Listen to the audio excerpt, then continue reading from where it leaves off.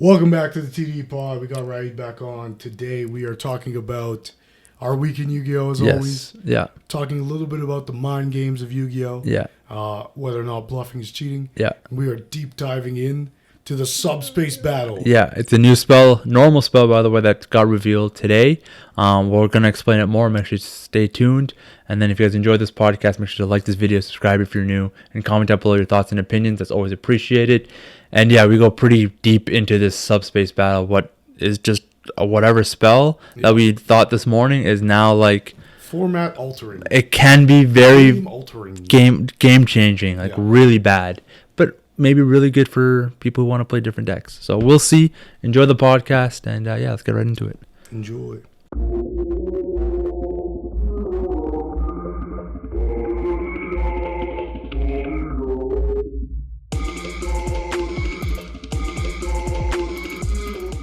Welcome back to the pod. We got Raaid back. Happy New Year, guys. What's going on? New Year. First pod of the new year. Yeah. Let's get into our week in Yu-Gi-Oh. Wow. Fucking awful. It's been a rough one. It was one of those weeks, you know what I mean? Yeah. I went in. We played last Tuesday. Yep. I tried Doom Z K9, I think. I can't remember now. Yeah, you did. Yeah, that was brutal. Yeah, that was brutal. It was 3 rounds, which kind of sucks.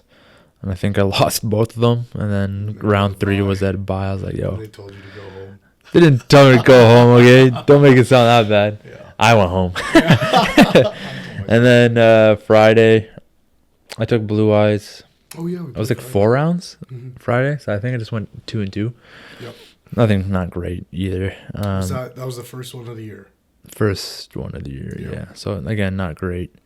Yeah, you know, it was just Sunday. Playing our game. Sunday was awful. But before going to Sunday, I want to talk about Friday a little bit. Okay, yeah. You know, there is that, you know, we have that guy, you know, our character. Yeah. He's like Mr. I know everything for Yu-Gi-Oh! Like, he knows what's going to be the meta. Again, he doesn't, We should also for the most part. Like, this guy's 40. Yeah. Definitely has some developmental disabilities. Yeah. But, so, yeah. Like, I don't want to, like, talk down on him too much. Yeah. There's just an instance where he was just, like, giving me, like, advice, and he does this often. He does this to everybody. Like, I think it's just, like, no ill will. I think he just thinks he knows better. It's a special interest, for sure. Yeah. So, and he's very passionate. So he's, like, giving me, like, advice. He was like, hey, do you do this or that? And he's, like, telling me, like, about that new hand trap, that dragon one. Yes. And he's like, oh, would you play this in blue? I was like, I can, but it won't do much for me. It just gives me, like, because I play a ton of synchros that I can reveal. Exactly. But I was like, it doesn't do too much for me. Like, I wouldn't use it. But I was like, yeah, whatever. But, like, so in the process of him telling me this, this guy's fucking drooling. Like, it's like spit comes out of his, like, mouth on his bottom lip. And I was like, oh, man.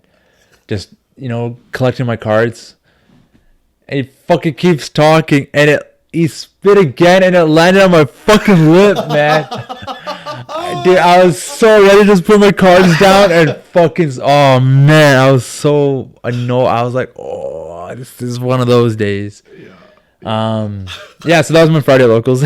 And then... yo. New Year's kiss, yo. It was fucking quad. Alright. Oh, man. Anyways. Yeah. Fast forward to Sunday. I'm playing Blue Eyes. Yeah.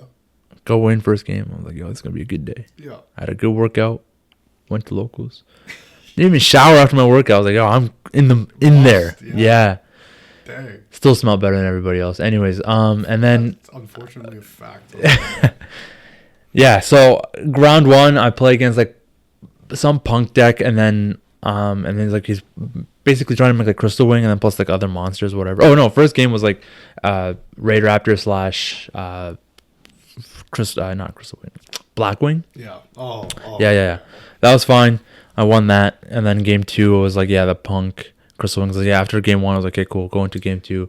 I was like, oh, this guy doesn't play like the most like meta deck, so I was like, all right, I'll be all right. Yeah. And then we were playing, and then yeah, he puts up like a like punished. Yeah, Psychic ish. End punished. Yeah. So before even Psychic End, he like had a monster where it was, because I only had 1 starter in hand. Yep. So if you summon the monster and you activate the effect, you can negate the effect and pop that monster. So I was like, oh, okay. Well, I only had Sage, so I was like, okay, I go Sage effect. If he pops it, then I don't like he negates it, so I can't even get maiden and I can't link. Done.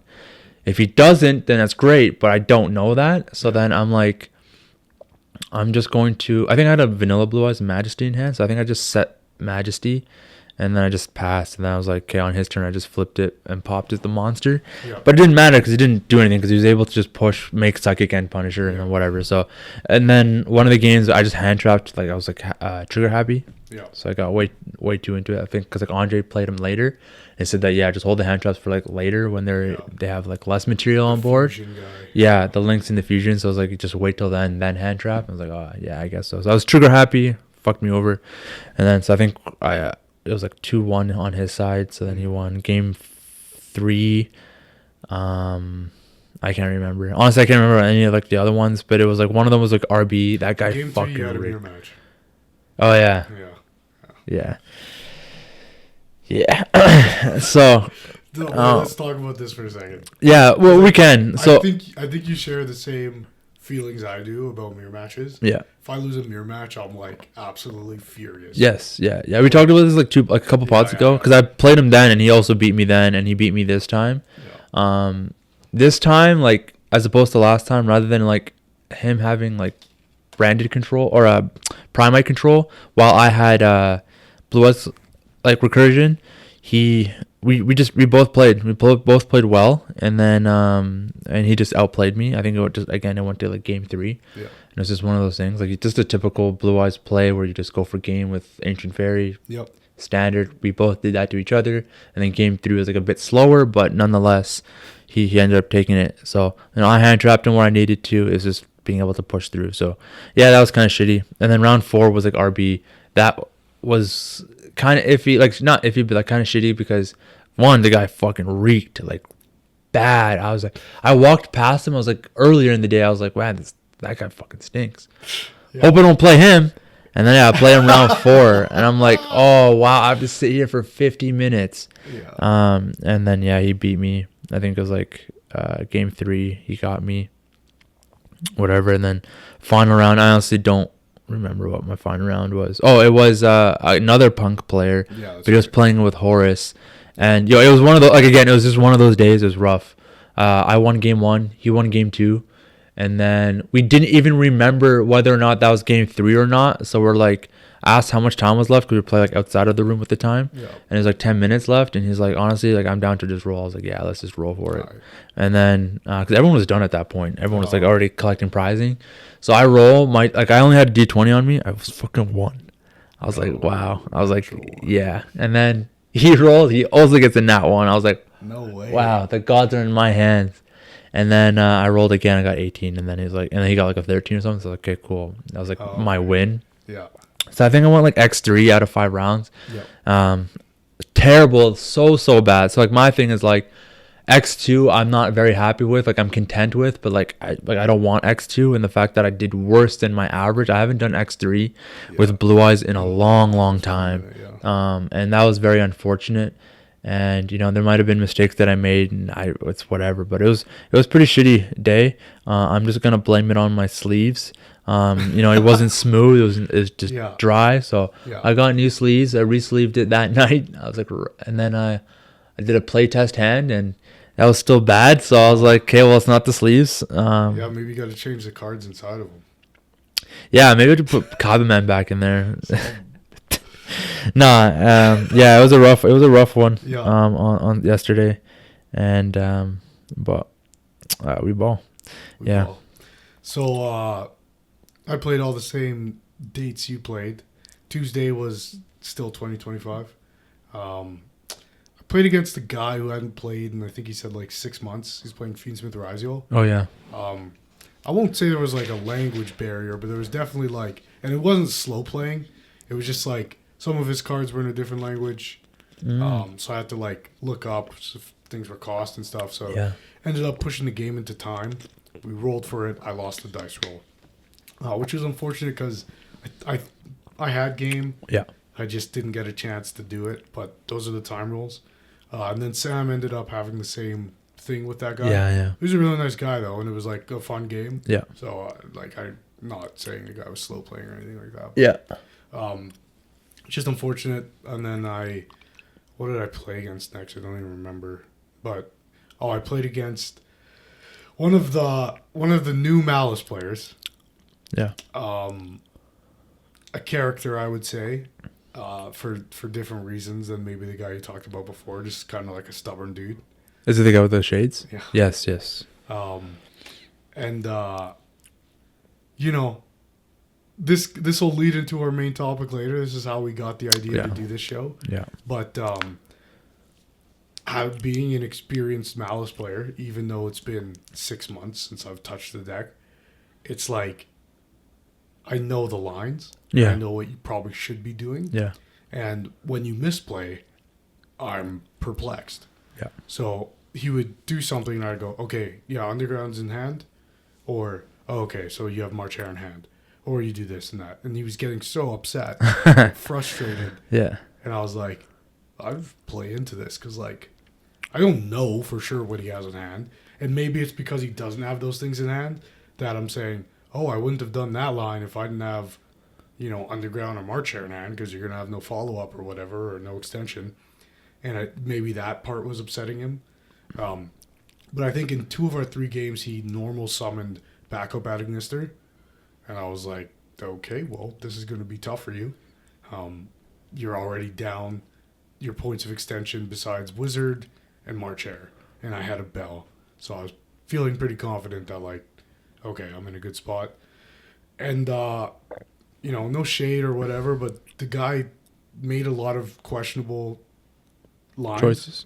With his lines. Yeah, choices with his lines. But, and I took the game off him. But it's just kind of that thing again where it's like, you're not the only guy who plays this deck. Yeah. So, like, don't be insulted that other people know what you're doing. Yeah. And there's this weird kind of... John in our TDE group is like this. He doesn't want anyone to know what he's playing. Yeah. Because he appreciates the surprise factor of people not knowing how to beat his deck. Yeah, yeah. Which is valid. Yeah. And I think especially at, like, a big tournament, that is a very valid thing. Yeah. But we're talking about a 3-round local where you're playing a deck that's been around for a year. Yeah, a year now, it might be new to you. It's not new to me, Buster. Yeah. So, fucking, Yeah. shit like that is just kind of like, I don't know what some guys want out of the game, but it's clear that, like, and then the guy, I fooed him at some point. He was like, this card's so bad, it should have never been made. Like, dude, you're playing Malice. Yeah. Yeah. Fucking, my card, Fulo shouldn't have been made. It was made to combat your deck. Yeah. Yeah. Like, so whatever. It's kind of just like, it's really funny people complaining about Fulos. Like, there could be Maxi, man. Bro. Like, pick your poison. It's this or Maxi. Yeah, like pick I your don't battle, know. man. Yeah. Like, if you didn't have access to Fulos, that would be a worse thing than me having access to it to stop your full combo deck. Yeah. And you could play Ash Blossom. Yeah. You didn't see it? Well, you're playing Malice. So just take the fucking Fua challenge anyways. Yeah. And if you know what you're doing, it doesn't matter if I Fua it or not. Yeah.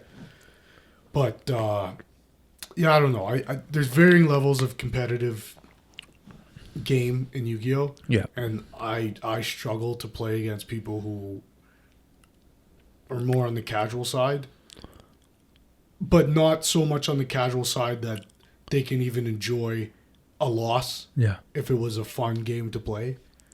But on the casual side where they're still angry that Dex combo, but then they're playing Malice. So how angry could you really be? Yeah. And you weren't playing Malice, 3 weeks ago. So you decided to do this.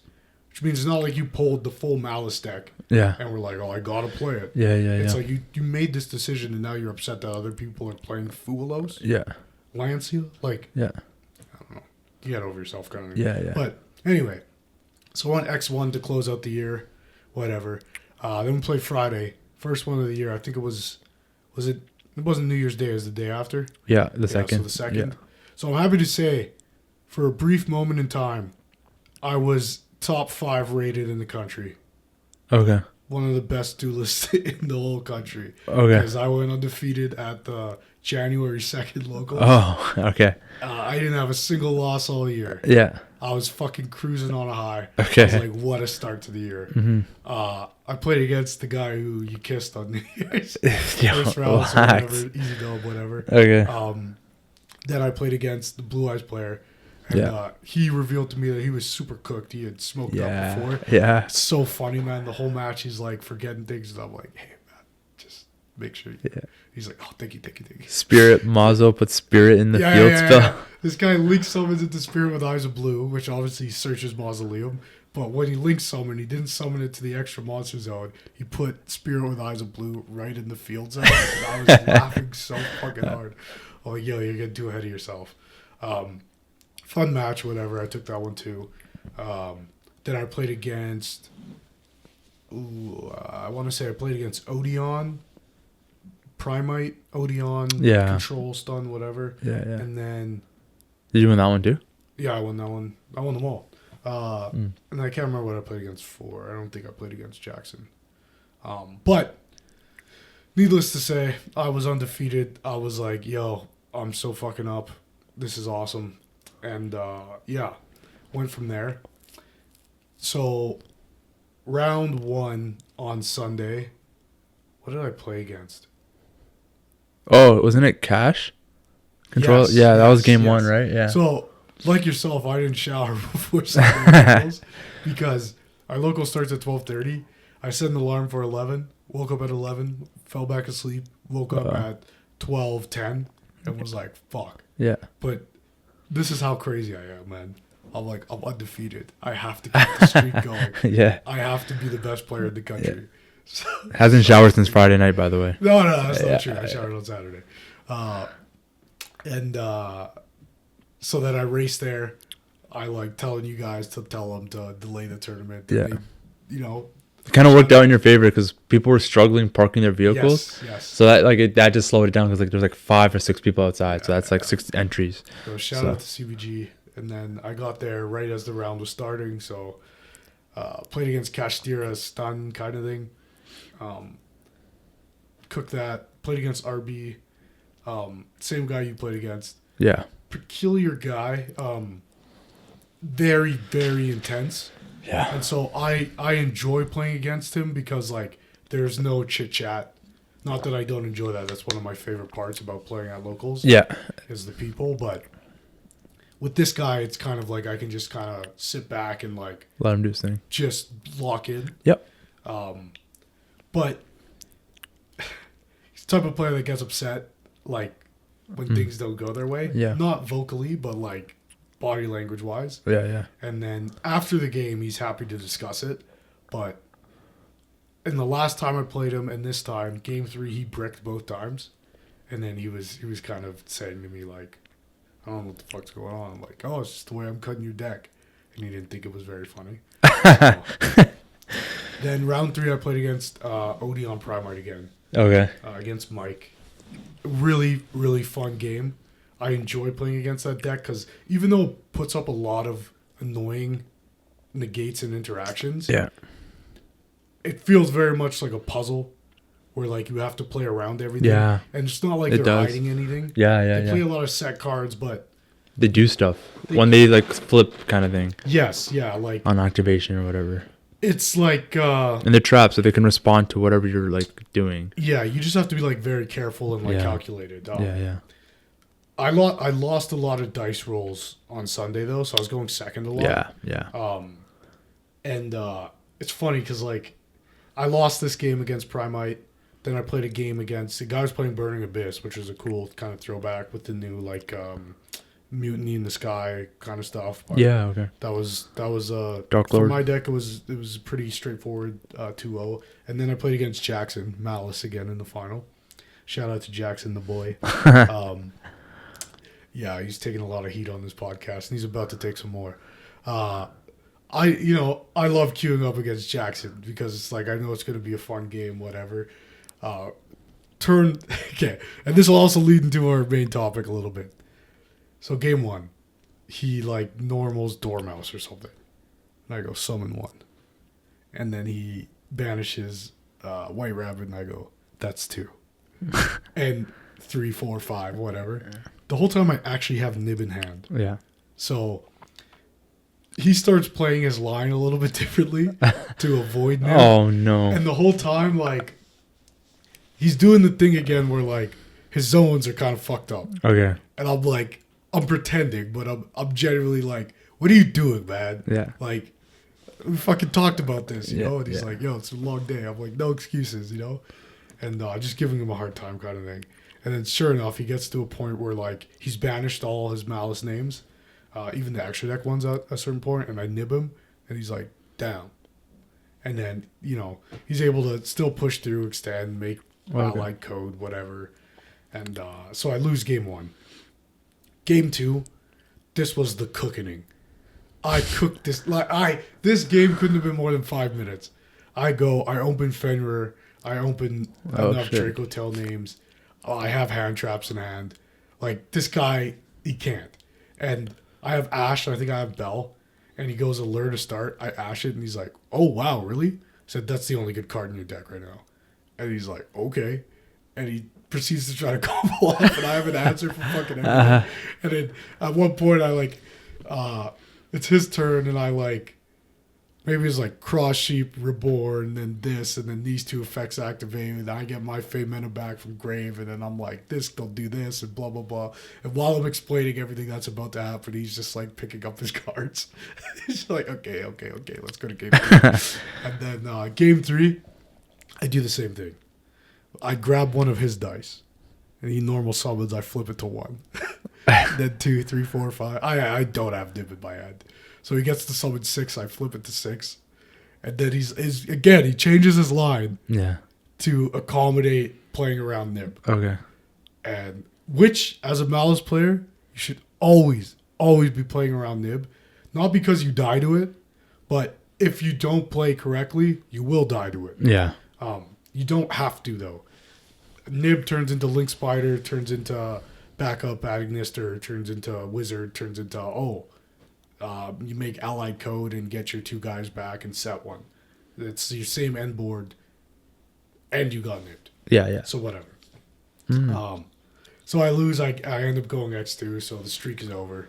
You know, the guy who beat me, the Odeon player, said, "You're my only loss this year, and you're my last loss this year." And he's like, "Are you quitting?" I'm like, "No, I'm gonna lose again." And then I proceed to lose. 2 rounds later. But yeah. So on the year, I'm 7-2. Okay. I'm gonna try to keep track of it this year. But yeah, feeling okay, and I think that should branch us into our main conversation, which is gonna be mind games in Yu-Gi-Oh. Yeah. So okay, moving forward, if you realize that I've done one of these things I'm going to explain to you, just let me know. Okay. And vice versa. If there's something that you've done to me and I don't know, you have to tell me I've done this to you before. Okay. Fair enough. So there's a couple ways I want to look at this. What's cheating? Yeah. And what's not? Yeah. And what's slow playing? Yeah. Right? Because thinking is not slow playing. Yeah. Thinking is thinking. Thinking when you have nothing to activate, that could be slow playing. Yeah. Or, in my mind, that's bluffing. Yeah. So, I'll go into a match, say a Malice player. Sure. I don't have a single hand trap. But anytime he asks if something resolves, I'll take 1 card out of my hand. I'll put it, it's the bottom of the card on the playing surface, and my top finger just wiggling it back and forth, and I go, no, yeah, that's fine. As if I'm waiting for a better point of interaction. Yeah. Why? If I have no hand traps, and you don't know I have no hand traps, you're going to play willy-nilly. Yeah. Or sorry, if you know I have no hand traps. Yeah. Which is, and Andre said this on the podcast before, never tell anybody you don't have points of interaction. Yeah. It's the dumbest thing to do, because then it doesn't matter what I do. Yeah. I either have to play as if I think you might have board breakers next turn, or I can do whatever I want. Yeah. I don't have to play optimally. Yeah. I can, in some cases, I don't make Cross Sheep until it's game 2, even if I can, because most players will side out Nib against Draco Tail in favor of more effective hand traps against it. Absolutely. Which means, now I can play whatever. Summon. Now, I don't know that for sure, but it's a better gamble than game 1 making Cross Sheep, which Not is going wrong. to put me above 5 summons. Absolutely. And I'll lose to anything. So those are the kind of meta calls that go into these kind of mind games, right? But if you tell me you don't have Nib, I can just do whatever. My combo gets bigger because I don't care really. So first off, never tell people you don't have points of interaction. Yeah. Now, if this was a high level YCS match, streamed even, let's say, maybe you don't bluff. But I still think there's an aspect of our game that exists in the in between where I know your deck. I know you're playing Blue Eyes. I know when you activate Wishes, there's a bit of a hope and a prayer there. Unless you have, cross out called by. Yeah. So if I pretend like I might have an Ash, that might get you to rethink what you're doing. Mm-hmm. Say before you get to Wishes. Sure. So you go Sage. I go, thinking. And it adds? Okay. No, that one's fine. Now you could maybe assume I have an Ash Blossom, which means you're going to try to find ways for me to bait out the Ash Blossom, which might be suboptimal. Like, say you randomly activate Roar that you drew. Yeah.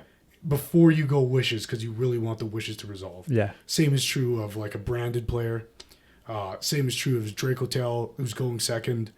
They really want K2 to resolve its full effect, or Rahu, or branded fusion.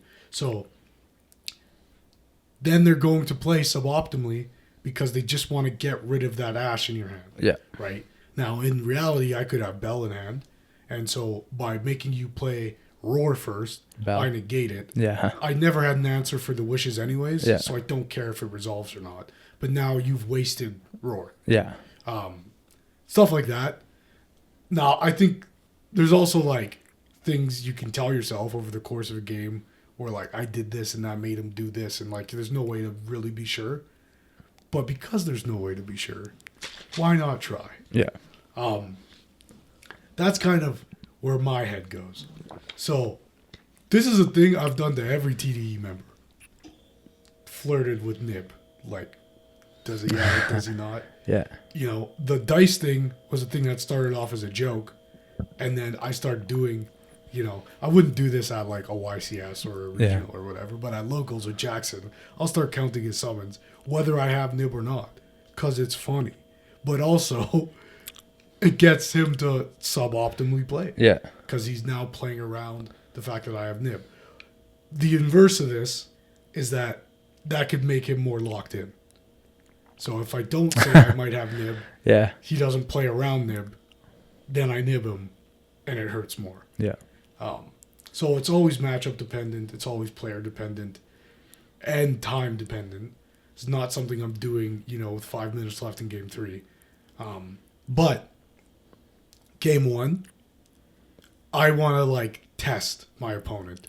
Okay. And see if there's like indications or signs that they're like body language, mannerisms that they're going to let on more than they should when they're playing against me.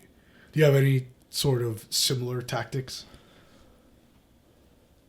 No, not really. I think I'm still kind of an amateur when it comes to the mind game side of things. Yeah. I just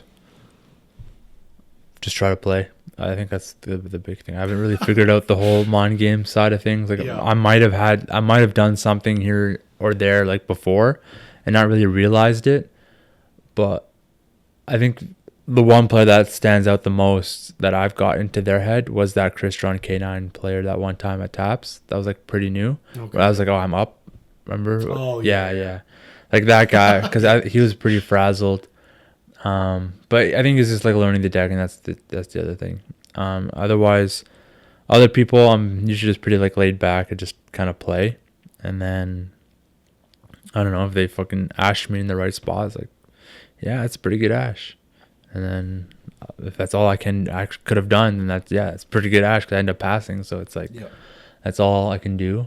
And then, or if they ash me, I'm like, oh, that's fine, and then I just continue to play. It's like, oh yeah, I do this, I do that. It's like, it's not a big deal.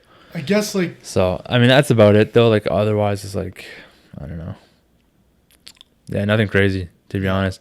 But then and like when it comes to playing other people for like trying to get in my head, I can't say that other people really do it either.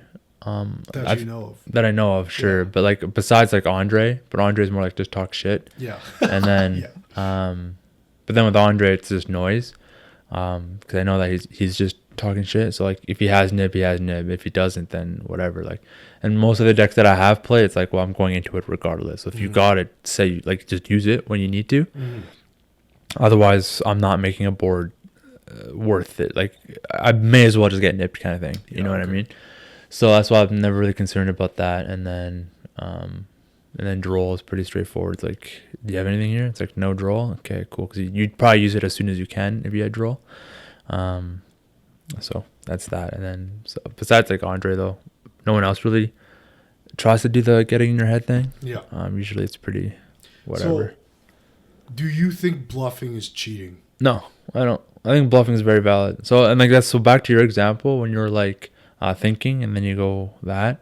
I think it depends on how long you're doing it because you don't want to do it too long because then it becomes slow cheating or slow playing and then that becomes a problem because now you're wasting unnecessary time because you have actually no activation.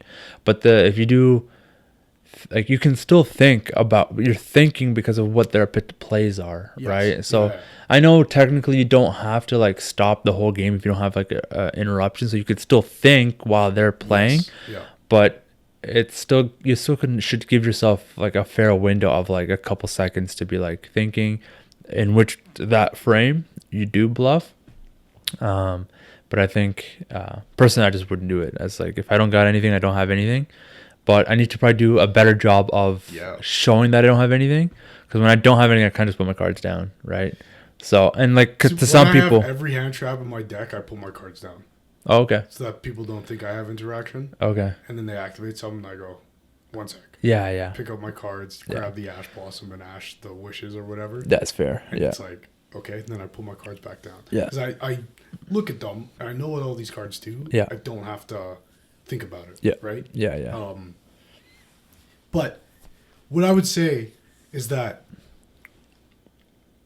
it's not like we're playing poker or anything and bluffing is like Mando. Yeah. You can play the game straight up. And, you know, I don't think bluffing is a huge part of my game. Yeah. It's just how I stay engaged during my opponent's turn. Yeah. And again, I'm looking for signs that like, oh, they need this to resolve. What does that tell me about their hand? So if I, you know, give the idea that I have an Ash Blossom and they activate something and I get the feeling that if this thing doesn't resolve, even though it's not the most optimal place to Ash a certain deck, if this thing doesn't resolve, I think they're going to lose. Yeah. That's something I'd want to pick up on. And this is a thing that's happened to me before where, say you have multiple points of interaction, right? Depending on how many cards they have in hand, say we're turn 3 and they draw something for turn, they have 2 cards on field and they normal it and they go, you know, effect to search. I know Ashing Sage is not the best spot to interrupt Blue Eyes. Yeah. In most cases. Yeah. Because they could have Wishes in hand and add Maiden that way. Yeah. So, but there's also like tells, right? And in certain decks, starting with one card over the other is a pretty good indication of what else is in hand. So, for instance, let's say you're playing against a Dracotail player. They start with Rahu. Ash that no matter what. Unless they're bluffing, right? So there's been times where I know my opponent has a targeted negate, let's say, of a spell card. So say I'm playing into Dracotail Flame or I'm playing into one of the Apophis traps. I don't need my Rahu to resolve if I have K2 and I have Branded Fusion in hand. Yeah. Rahu's the least powerful one I want to resolve in that case. So I'll start with Rahu. Now, given the logic I just shared, stop that if that's the only thing they do first. Stopping that's probably going to win you the game. Okay, so you spend your negate on that. Then I go Branded Fusion. You have Ash Blossom. Okay, K2. Now I win. right? So that to me is still a mind game. Baiting out those interactions is still a mind game because I'm not starting with the card that's most optimal for me to start with. Yeah. And should the Rahu resolve, it might affect my ability to actually resolve K2 and Branded Fusion. For instance, playing into the Odeon deck on Sunday, that was my hand. K2, Rahu, Branded Fusion, Albaz, Ash Blossom. Yeah. So maybe I spent the Ash Blossom in his turn. I draw a card for turn. It's not a Draco Tail monster, right? So that means Rahu can resolve, but that means I have to use Albaz. Yeah. And if I use Albaz, the other two cards in my hand are essentially dead. Yeah. So I go Rahu, he Ash Blossoms. I go Branded Fusion. Or, no, he negated the Rahu. Branded Fusion, Ash Blossom. Okay, normal summon Albaz. Discard, the sixth card in hand to try to use the effect. Negate. K2. I'm good. I'm cooking. So, mind game in that, I am playing my deck in a way that I normally would not, based off what you have on board. And I know the meta approach to what I'm doing is this. Yeah.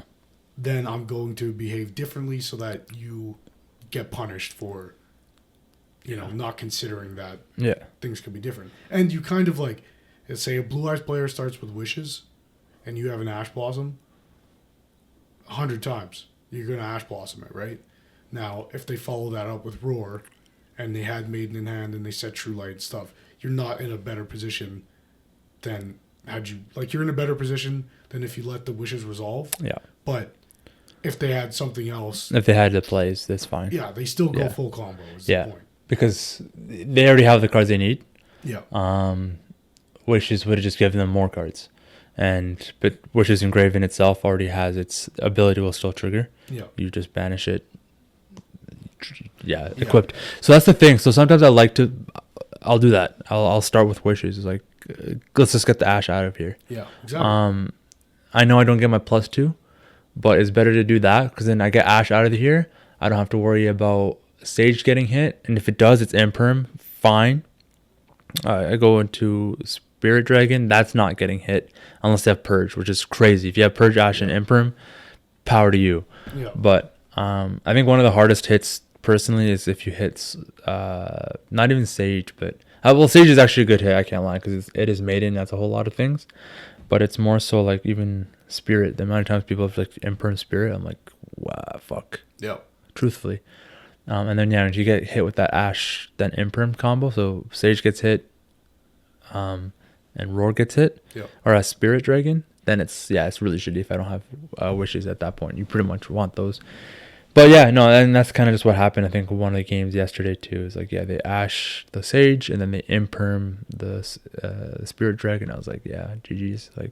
All I had left were hand traps or just bricks basically, and it wasn't gonna get me very far.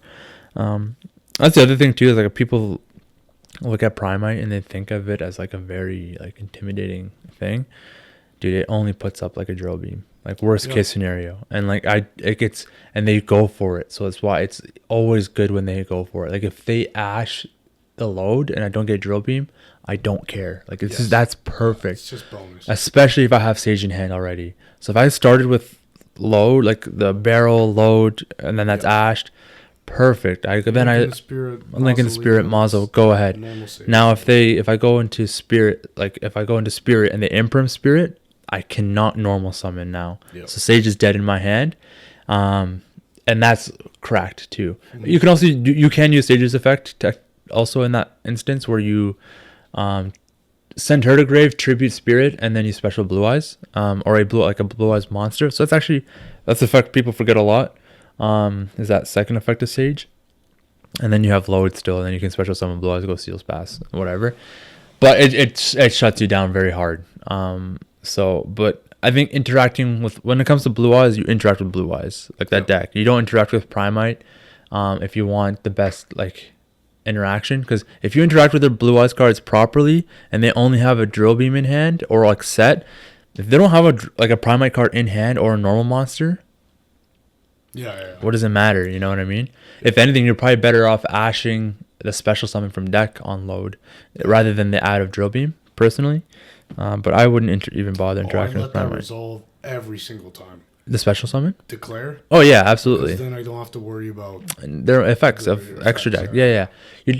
Yeah. I mean, I guess if you're gonna use your ash, you can use it on probably the drill beam ad. But like even then, like if they have drill beam, but they have like one card in hand, or like two cards in hand, say like drill beam, it's not likely that it's gonna be like it's very low that it's another Primite card or a normal monster. Yeah.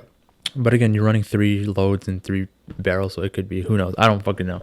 But in my opinion, don't interact with Primite. I don't think it's worth hitting. Go for the Blue Eyes cards, because that's what provides all those additional extensions. And Spirit is probably one of the best ones to hit, because if I do have Sage in hand, I don't have my additional normal summon. Yep. Now I'm cooked. Now I just got Spirit and Barrel, or just Spirit actually, not even Barrel. So the best thing I can end on is the Seal's Pass. Okay. What are you gonna what's gonna happen? Anyways, yeah. I don't know why I fucking rambled on that. So I'm like thinking about like what led to that. But back to mind games. One of my favorites.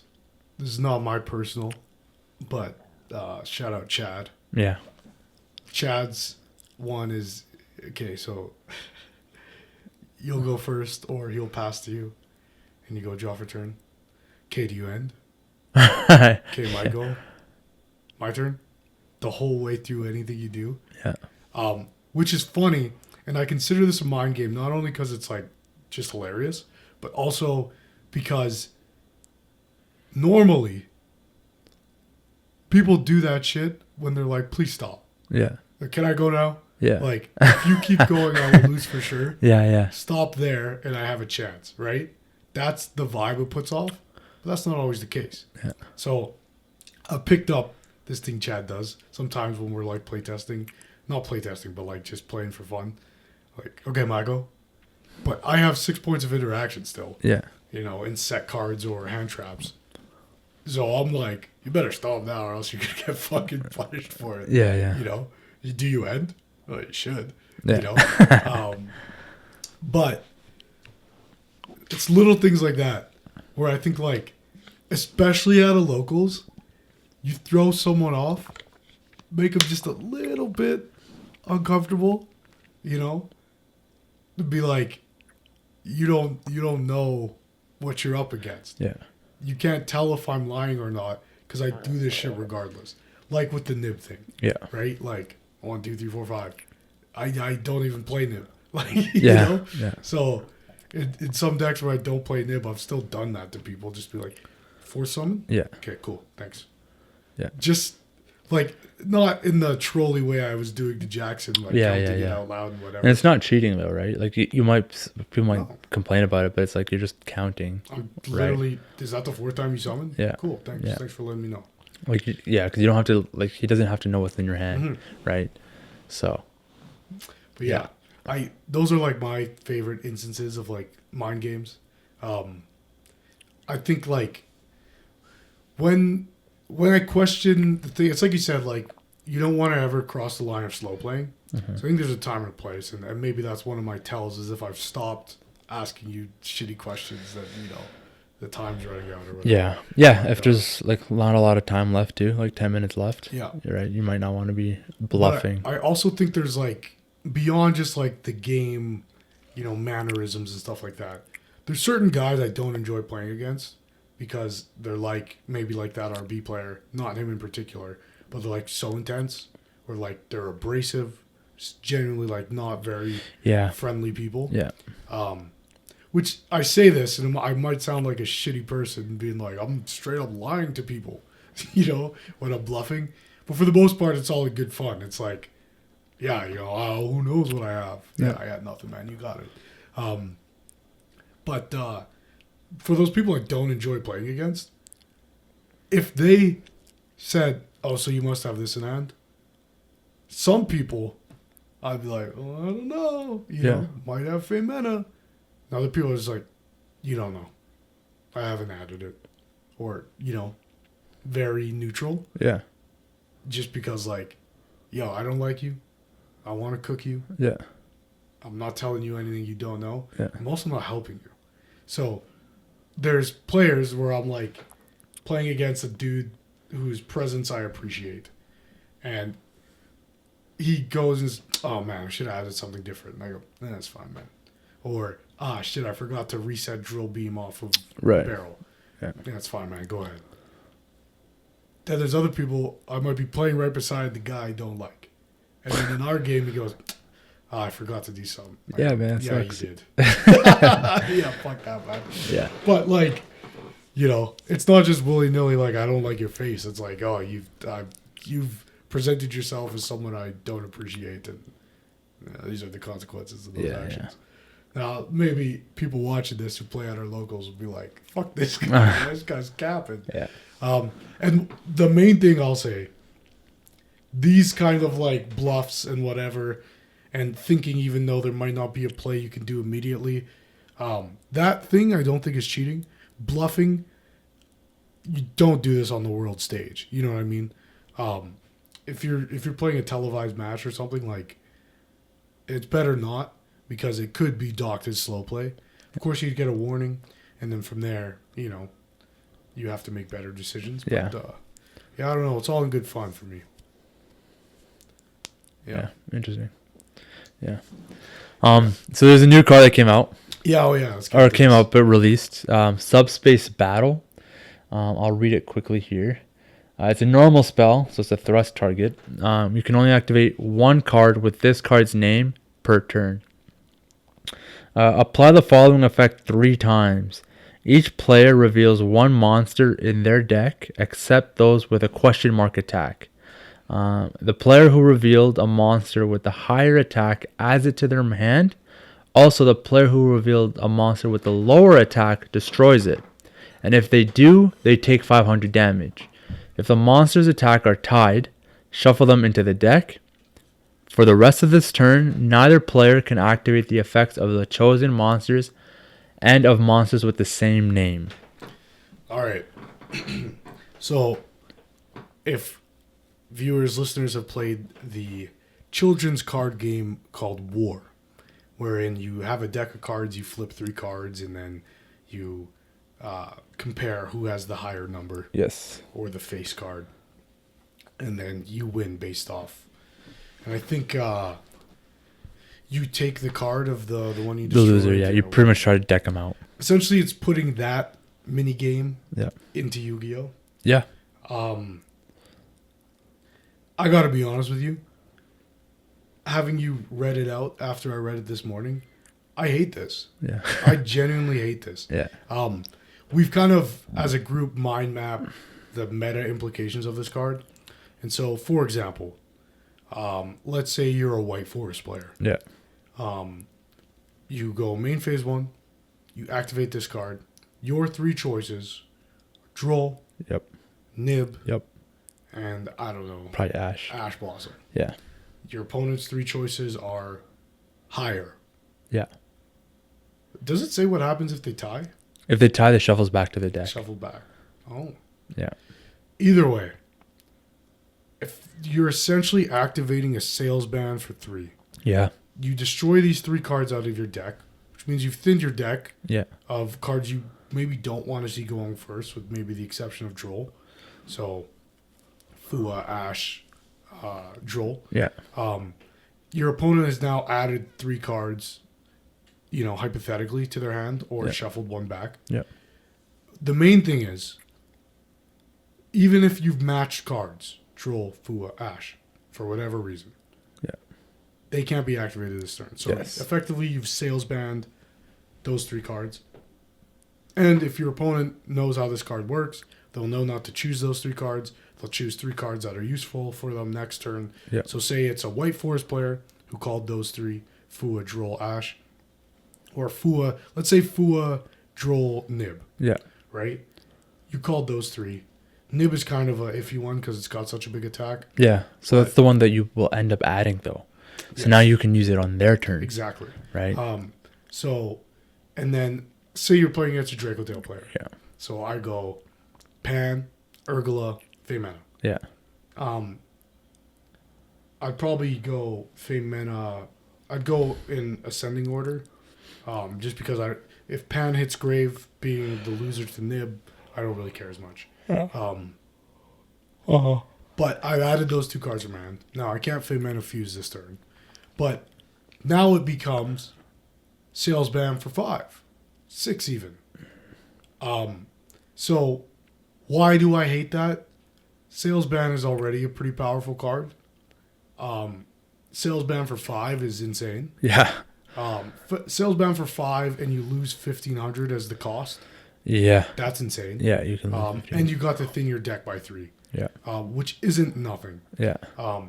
So it's a good thing Protoss is banned. Yeah. Because say you did that line I mentioned. Yeah. Nib, Fua, Droll. There's your 3 attributes. Yeah. And now you have, free Protoss. You could summon that turn, right? Anyway. Yeah, that might be correct, Loki, for branded. Because you send Lebellion. You can send from extra? No, not that. Like, not the fusion, but the monster Lebellion from main deck. Oh, like Bestial Lebellion. Yeah, Like sending him. Like, it just kind of gets that turn, flowing, right? But in a weird... But again, that means he would have to be the lower card. He's got like 2,500 or 28, so it's still tough. Still, like... Either way, you get to add it. And you can just discard it next turn. That's true, too. Yeah. But so that becomes a good starter for some people. I explained this to you before. Yeah. This card doesn't feel like a card. It feels like a mechanic. Yeah. Like at the beginning of the game, we do this thing. Yeah. Why I don't like it is because then what the fuck is the point of hand traps if you can Sales Ban for 5? Yeah. Shuts down all the hand traps. Kind of ass. It's like, yeah. So I think, one, we've kind of talked in the chat, like, with this, you basically are almost forced. Like, if it becomes a very heavy played card, you're forced to just launch your Charmies, like, right away. Yes. Before you get to the main phase. Yeah. So that's going to be, like, one of the things to consider. Like, you can't, like, wait to where your opponent's, like, at, like, kind of properly time it. That's one of the things, I guess. And secondly, you kind of hit all the hand traps. Like, a lot of the hand traps are, like, at least the detrimental ones. So if you have them in hand, then they're basically dead, which then kind of makes like the Dominus cards better, Called By better. But you're probably using this card going first, so Called By is not gonna matter anyways. But the Dominus cards are gonna be better in that respects. But there's not a lot of other cards that might make people reconsider the hand traps that they're using. Typically, like, no one's gonna call Crow. Bell's probably not going to be called on. Sure. So that might be considerations. Well, hey, if I'm a Dracotel player and I open this going first. Yeah. Actually, maybe not. No, you're right. Go ahead. Yeah. Just things like that. And Alice, maybe. Yeah. Nials, Fua, Nib, I guess, would be. They're like choices. Yeah. Anyway. Anyways, but I mean, if they're not launching the Charmies off rip, then you probably don't even need to search the Charmy. Yeah. Like, it's like you don't need to worry about Charmies at all, because like either they would have used it in theory, or they don't at all. They just didn't have it at all. But I think when starting out using the card, starting off with Charmy is not a bad idea. Yeah. Because people are still learning this card and whatever, they just go Charmy. Anyways, and then alternatively, I know some people hate like cards like Nib, and they hate cards like Droll because they are turn-ending cards for some people. Sure. And rather than having them banned or limited or whatever, it allows them to be playable, and you can use this card as like a counteract, right? Whereas Sales Ban is like, you're just kind of just shotgunning it and being like, Droll, and they might not even be running it at all. And that might be the same case again with this card, but you give yourself a safety net by picking 3 hand traps. So here's my thing. Why is Called By at 1? Why is Cross out at 1? Yeah. I mean, because it just negates like any of those hand traps. It does the same thing 5 times. Yeah. Just before the podcast, we like definitely like mentioned that. Yeah, it's worse. Like it's like up to 6. Yes. Like you can do like Ash, Fua, Nib, and then I can go Droll, Bell, and I don't know, like a Bestial or something. Yeah. I don't know. That's 6 cards that we now can't use that turn. And it's just like in our hands. But at the same time, I think is it with Crossout that if you use Crossout and you banish the card, like you can't use that card for the duel? Or you just can't use that's it. sales ban. That's sales ban. Sales ban, you call the name. Yeah. They can't use it this turn. You can't use it at all. Okay. So you don't even have to play the card. Cross Okay. out is banish the same one from your deck, negate its effects this turn. Called by, banish it from grave, Yeah. negate it for the next 2 turns. Yeah, that's crazy with call by. So called by has that in there, Yeah. so that you try to draw me. I called by the draw. Now I can't draw you on your turn. Yeah. So there's a bit of balance. Yeah. But it's a little too powerful because you called by a maiden. Now they don't get maiden on their turn or on your turn if they could. Yeah. So it locks people out of their engines for 2 turns instead of balancing a hand trap for 2 players. Yeah. Right? So I think Sales Ban does that more effectively. But Sales Ban's also a normal spell. And again, you can shotgun things to work around it. This card we're talking about, what's it called? Subspace Battle? Subspace Battle, yeah. It can be ashed. Yeah. So that's not nothing. Yeah. But also, it can be ashed. So it's ash bait because I either have to ash it. Or you can't use It's your a ash. non-engine card I have to ash. Yeah. Which now doesn't matter if you don't get these 3 things offline. Now I don't have the Ash Blossom to stop your play, right? Yeah, yeah. So why make this card? Why not ban Ash if that's the problem? Yeah. If I have to spend Ash on this card, or as a Draco Tail player, the rest of my hand is absolutely useless now. So from that angle, I am like really put off by this card because it's not a turn 2 card No. because, or sorry, game 2 card because you would have sided out the Charmies. Yeah. You might still have Ash Nib in main, maybe. Yeah. But there's less names. There's less targets for you to add and then destroy because you don't have them in them because you sided them out for engine cards, let's say. But as a main deck staple for game 1, the player who gets the die roll also draws into this card. Yeah. What are we doing? Then it's like, okay, the deck building principle is this. You build your main deck to go both first and second. Yeah. Or you build it to go second. Mm-hmm. That's how main decks work. Because in your main, you play this many hand traps, and if you have to go second, you probably play a little bit more. And if you go first, you play a bit less for more engine, right? That is deck building philosophy 101. Right? Yeah. Yeah. This card doesn't punish poor deck building. Yeah. You know what I'm saying? If I go first and I draw this card, I get to send from my deck 3 copies of 3 hand traps that are going to be useless to me. So let's say I'm playing all 9 Charmies. I've just gotten rid of 3 of them, and now you can't use them against me. My deck, say I'm playing Ritual Beasts, and my deck loses to all of them. Well, now I don't have to worry about any of them. Also, I'm more likely to draw into cards that are useful for me if I have ways to draw this turn or next, because I've eliminated the amount of hand traps that I don't want to see going first. Yeah, yeah. Now, in theory, that's good for that player, but it punishes the player who rolled lower in the die roll, because now those hand traps that you've built your deck around playing and are luckily useless. have drawn are useless. Yeah. So I don't really like the card design of this card. Now, I totally recognize that I'm fairly certain this is like an anime card that's like finally getting printed. Yeah. They should have not. Yeah.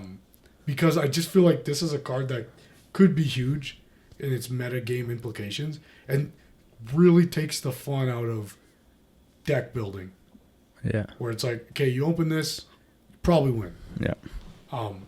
Which seems a little too much for a fucking anime card that's 25 years old, right? Yeah. The fact that it is 3 makes it a little bit difficult.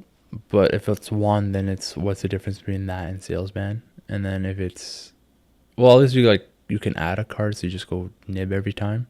And then, but then it could be like a max 2. So like you go 1, I go 1, and then that's like we pick what's the most detrimental for our deck, which actually wouldn't be so bad. So you pick 1, I pick 1 for that turn. We don't have to worry about it. That means all other hand traps are available. That's pretty valid. I can get behind that. 3 is pretty excessive because now you have 6 cards that we don't. Yes. Like I said, we could have 6 hand traps that are just now wasted. Now you are letting your opponent start on, what would it be? 9 cards to start the game. Yeah. So starting on 9 cards? Yeah, so you're a first turn player. Yeah. You activate this card. When I draw for turn on my next turn, I now have 9 cards in hand. Because I started with 5, I drew 3 off this. That's if they're all higher, right? If they're all higher. Yeah. But you should choose your highest ones. Going if you're the second player. Yeah. Because they're going to get negated anyways. Yeah. Maybe that's the trade-off then. So I shut you out of hand traps, but now you're +3? Yes. So then it's like, okay, I make sure I set up the board. Like I said, I think this card is well balanced. Okay. As an individual card. Yeah. For that reason. Yeah. I get no hand traps. I get 3 extra cards. That's pot of greed +1. Yeah. And I can't activate anything this turn. Yeah. Okay. So maybe it's in my best interest to play board breakers. And those 3 cards I put in my deck to facilitate maybe playing against this card are 3 kaijus. Let's just say, for argument's sake. Yeah. Now, if I drew 5 board breakers, plus now my 3 kaijus and my 1 card starter for turn, that card kind of fucked you, right? Yeah.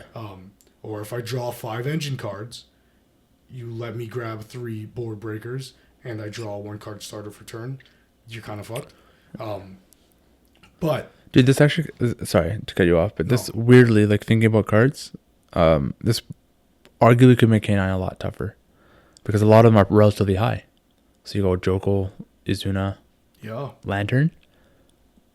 Yeah, they're all like beating out Ash, Droll, and then you don't get Lantern off Nib in that matchup, right? But then you get Lantern later anyways because now that you have Joko and Izuna live. Well, not live, but you have them for the follow-up turn, which is crazy. So, yeah. Some decks can. Again, it is matchup dependent. Like, if I use this, I know I'm gonna lose, and you have to be smart about using it. And because, like we said, it's more of a turn 1 card. You can main deck it depending on how your deck runs, but personally, I'd rather just use it as a turn 1 card. Yeah. So that's the thing, right? Like, I don't think this card has a lot of value outside of the main deck. Yeah. I don't think this is a good side card. No. Because again, you say you're going first today. Yeah. Before this card exists. You're taking out all your charmies, right? You're taking out maybe your nibs. You're taking out cards that you've put in your main deck for the purposes of losing the die roll. Yeah. Right?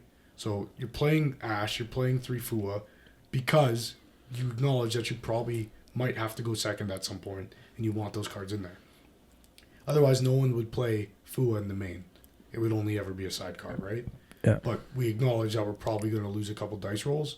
We want to have Fua if that's the case. Right. So going first now, yeah. After game 1, you lost game 1, you take out Fua. So you can play 3 more cards because Fua's not going to come up. Yes. If things go good, you shouldn't have to activate a Fua. Yeah. Otherwise, you're saying you have no board, right? So now when you go to activate Subspace Battle. Yeah. That's 1 less target that you would otherwise normally be calling. So that's why my philosophy on the card is that, like, it doesn't lend itself to good deck building. Because when you put Fua into your main deck, that is cutting down the ceiling of your main deck, right? Yeah. Because you have to play these cards in case you go second. That's how we build decks. Yeah. But when you're able to send 3 cards, and it could be 3, like, does it have to be different cards? No. So 3 Fua. Now you can't Fua me. Sure, you get to add 3 cards. Yeah. But I'm a Malice player, and you can't Fua me. Yeah. And now, off my Allures of Darkness and my Chessy Cats, I'm not going to draw Fua. I'm going to draw something useful. You got rid of your bricks. Yeah. So, Okay, but to be fair, like I said earlier, when you're using this new card and you have Charmies, you shotgun them. You're gonna shotgun them. That's typically what you're gonna do. Thing, right? Okay. Yeah. So you mentioned K9. Yeah. Which is where my mind was going with this, right? Yeah. Shotgun any Charmy you have in your hand. Yeah. You've made K9 live. Then they activate this card. Yeah. They add not Jokul, because maybe they opened it, but they add they don't sorry. So Jokul's, if they have it, if they add any of the other K9 monsters, they could summon. It's still a free summon. Right? Okay. Yeah. So Jokul and any level 5, right? Yeah, yeah. They add from deck to hand. Yeah. They go Jokul, reveal that 5, summon Ripper add Azuna. Yeah. Now you've already activated. Because you had to shotgun the Charmies in the main. That's the only reason you don't want to shotgun Charmies in the main in this format. Yeah. Because you don't want to K9. give Azuna a window to activate, right? Yeah, yeah. Feels pretty bad. Yeah. In which case, though, like, I don't know, at that point, it's just like, okay, get your free draw of Ripper. And then, I don't know, you're just hoping for the best. But then again, they've now triggered that card, though. Mm-hmm. And your Ash is dead. Your Nib is probably dead. Your Droll's dead. And since those 3 are dead, if you, for whatever reason, have a Bell, that's what Ripper's for. Yeah. So then you have 4 hand traps that are fucking gone. And those are the 4 main hand traps right now, besides like your Charmies. But it's kind of cracked. You're playing that with K9. So if you're not playing with K9, it might be a little bit different. Blah. But you can apply the principle to most decks, right? Yeah. Like Blue Eyes, there's the example of like, okay, you add a Blue Eyes. Yeah. Now, normally you don't want to have a Blue Eyes in hand. Yeah. But you strip yourself from drawing it or worrying about needing to fish through it. Yes. So you can just add, like, if you're running 3, add all 3. So then if, worst case scenario, the only card you can add is a Majesty, that's 3 pops. Okay, now think about this. Someone's playing Primite. Yeah. They play this card. Yeah. They add 3 high normal monsters to their hand. Yeah. Now the Drill Beam's live forever. Yeah. Right? Yeah. And it's a plus. That's another thing. Okay, say I'm playing a fusion deck and I open Poly. Yeah. Okay, activate this card, add 3 fucking big dweebs, normal monsters, and fuse them away. It's a +3. Yeah. Or at least, at the very least, a +2, right? If I've... Yeah, into Primite deck is also cracked. Right? Yeah. So... Because for that Primite fusion monster, right? Yes. You just get 3 plus vanillas. And if you already have Primite starters, yeah. We're talking about it as the sales ban aspect of it, right? Yeah. Which is... I send 3 hand traps. Yeah. I dump 3 hand traps. Yeah. And you get to add 3 monsters that are a little bit higher. Okay. So you can't hand trap me, but you get to start on 9 cards. Maybe there's balance there. The inverse of this is a little bit crazy, where I add 3 big dweebs that I don't need to use this turn. You have to send 3 cards from your deck to the grave. Yeah. So you're -3. I'm +3. Mm-hmm. That's not balanced. Mm-hmm. Now you dumped them from deck. You're still going to start. Theoretically, you're both -3 in the deck. In the deck, yes. Yeah. If the way we're talking about it, no even shuffle back. Yes. Exactly. We're talking about like you both get your deck thinned out. It's just how you want to thin it out and the benefits of doing so. Exactly. Yeah. So they thin your deck. Yeah. So let's say you did shotgun your Charmies in the draw phase. Then they activate this card. They add 3 big dweebs. Your 3 probably engine cards that you would add off this, thinking that they're going to, send a bunch of hand traps so that you can't activate them. Now your 3 engine cards go to grave. Yeah. And they added 3 big dweebs. Yeah. Sure. Yeah. Kind of, you're down. Yeah. You're down kind of bad. Yeah. Right?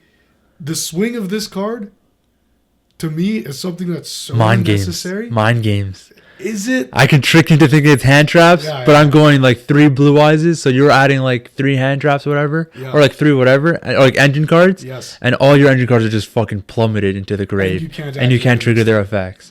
And I just have 3 vanillas. Yeah. So maybe there's balance in that you had to add 3 dweebs. Yeah. But if your deck supports 3 dweebs, like the blue eyes does, like. It's kind of not balanced anymore, right? Yeah. So I hope this makes God card decks good. Fucking obelisk cracked. But you can't activate it. so you could Yeah, normal obelisk, so you have a 4,000 dweeb. Yeah. Like, Yeah, I always forget that the effects don't work, and I'm glad that that's the case. I'm glad that you can't just you add these cards and their effects like don't work. That's the benefit. Too, except for the fact that I know you're on Ash because you're playing Yu-Gi-Oh. I know you're on Fuo because you're playing Yu-Gi-Oh. Yeah. And now I get to choose whichever other third hand trap my deck loses to, and I play it in my main deck. So, see what I mean in that, like, it kind of takes away from, like, the deck building aspect. Yeah, yeah. Where, like, kind of, like, makes it less interesting because now you're planning around this card. But this is a card. It's not a mechanic. You're building your deck around a specific card that So your opponent may or may not be playing. So can't you say the same thing about Charmies then? How? Because you have to play around Charmies or build your deck around Charmies or think about Charmies. If you're playing Malice, now you got to think about around Meows or Fuelos, right? So then it's things like that. It's like the similar idea, but it just puts you in a weird position. Yeah, but I guess... Or even Nib in itself, too. For me, that's a more interesting question. Like, do I play Cross Sheep knowing that in my deck that usually doesn't play into Nib, Cross Sheep is a line that plays into Nib? Yeah. Do I risk it? Yeah. That's more interesting to me. You don't have to. Yeah. You can get away without doing so. I can get away without doing it, but it raises my ceiling if I do, but it's risky. Yeah. That's way more interesting of a conundrum to face to me than which big dweebs do I put in my deck that have some sort of value. Yeah. Because people might be playing Subspace Battle. Yeah, yeah. Now, this is taking a lot of things for, like, assuming a lot of things that people play this card. That this card does have the implications that we're saying it might have. Yeah. Yeah. Ruling and... But just for it being a cross out for 3 and thinning your main deck for 3 hand traps, I think that alone is kind of a little busted. So I won't be surprised if this is a card that lasts for a format and then is like, get this the fuck out of here. Like, we're serious. But yeah, I could see this card getting banned real fast. If not fast, within a pretty decent amount of time, within a year. I don't like a card, like I said, I don't like a card that becomes a mechanic. Mm-hmm. It's a thrust target. That's also the craziest thing to me. It's a thrust target. Yeah. So, yeah, I don't love this card because I don't like when the game changes rapidly because of the inception of one card. Yeah. For me, that's just kind of like... They should have just done 1 for 1. 1 for 1, I think, is okay. Because it would have been... Because it's a max 2 cards that can't be used. And then it's kind of interesting because it's like, what card do you lose to? If I were to pick one, I'd probably pick Nib.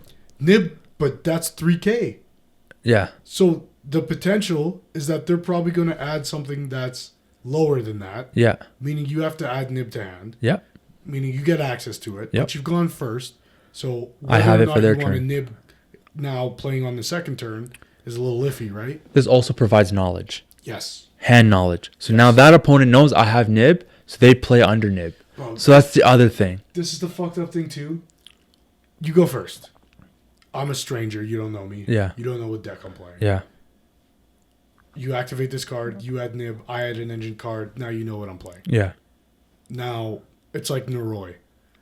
Now, you're going to play in such a way that you're playing around going into this deck. Yeah, yeah, yeah. Which, again, we spoke about, like, keeping certain things to yourself when playing at, like, a high-level tournament. Yeah, yeah. This card to me is, like, for so long, hand knowledge has been, like, this forbidden thing in Yu-Gi-Oh! Yeah, yeah. Where, like, it's very important because it, like, talents is at 1 for a reason. Yeah. Right? And it hand rips, so that's another aspect. But Noroi is annoying because they can look at your hand and go, "Oh, you do have the Nib. Let me make Ripper now instead." Yeah, yeah.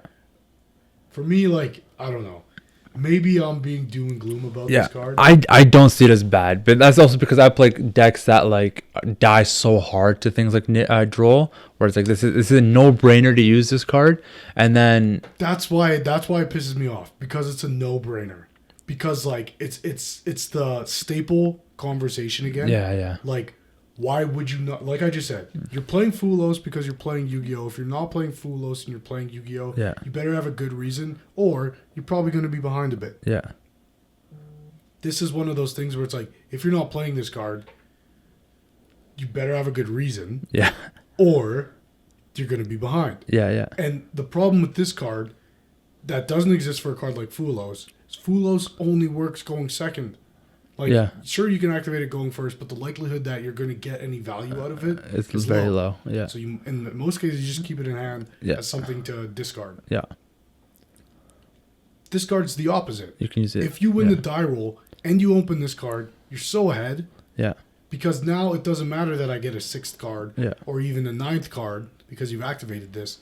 You're already so ahead because I couldn't hand trap you. Yeah. So are we moving into a board breaker format? Why? Yeah. Like, 1-for-1 hand traps. People might disagree with this.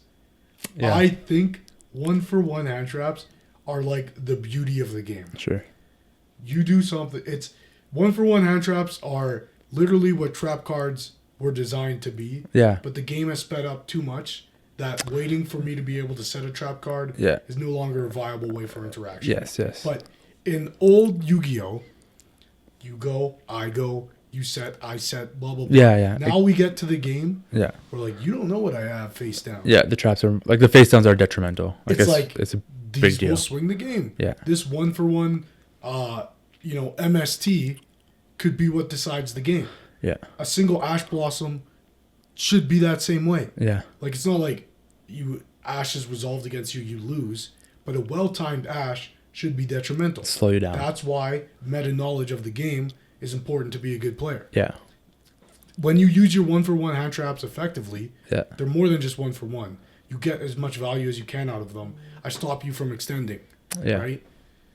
Could you argue that the game is also currently moving in a way that the 1-for-1s isn't enough? Like, you had the set traps. That's what you need, something like this. See, because I feel as though the game should always be in a place where the 1-for-1 hand traps hold their value. Yes, but now it almost isn't.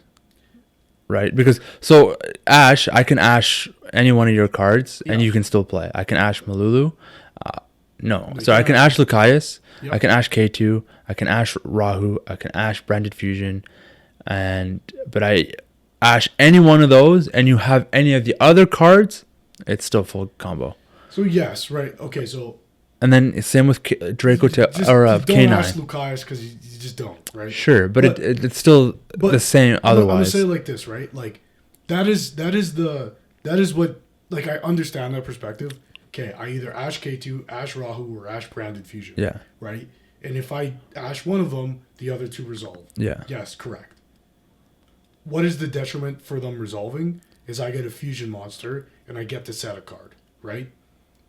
When that happens, the end board is always the same. Yeah. I have 2 or 3 fusion monsters, 2 of which maybe one of them to 2 of them, Sanctifier and Gulamel, will have an effect on your turn. Yeah. You can deal with that. I have 3 traps. What's more value? Stopping my flame with an Ash Blossom or stopping the Rahu from resolving? Right? Yeah. Now, if you open double Ash and a Bell, it's a way easier conversation. Okay, I'm going to Ash the Rahu. Yeah. I don't waste these other ones. Yeah. Meanwhile, this is the mind game aspect of it too, right? Like, I go Rahu or Branded Fusion and you don't Ash it. I go, okay, he doesn't have Ash. So then next turn... You willy-nilly flame.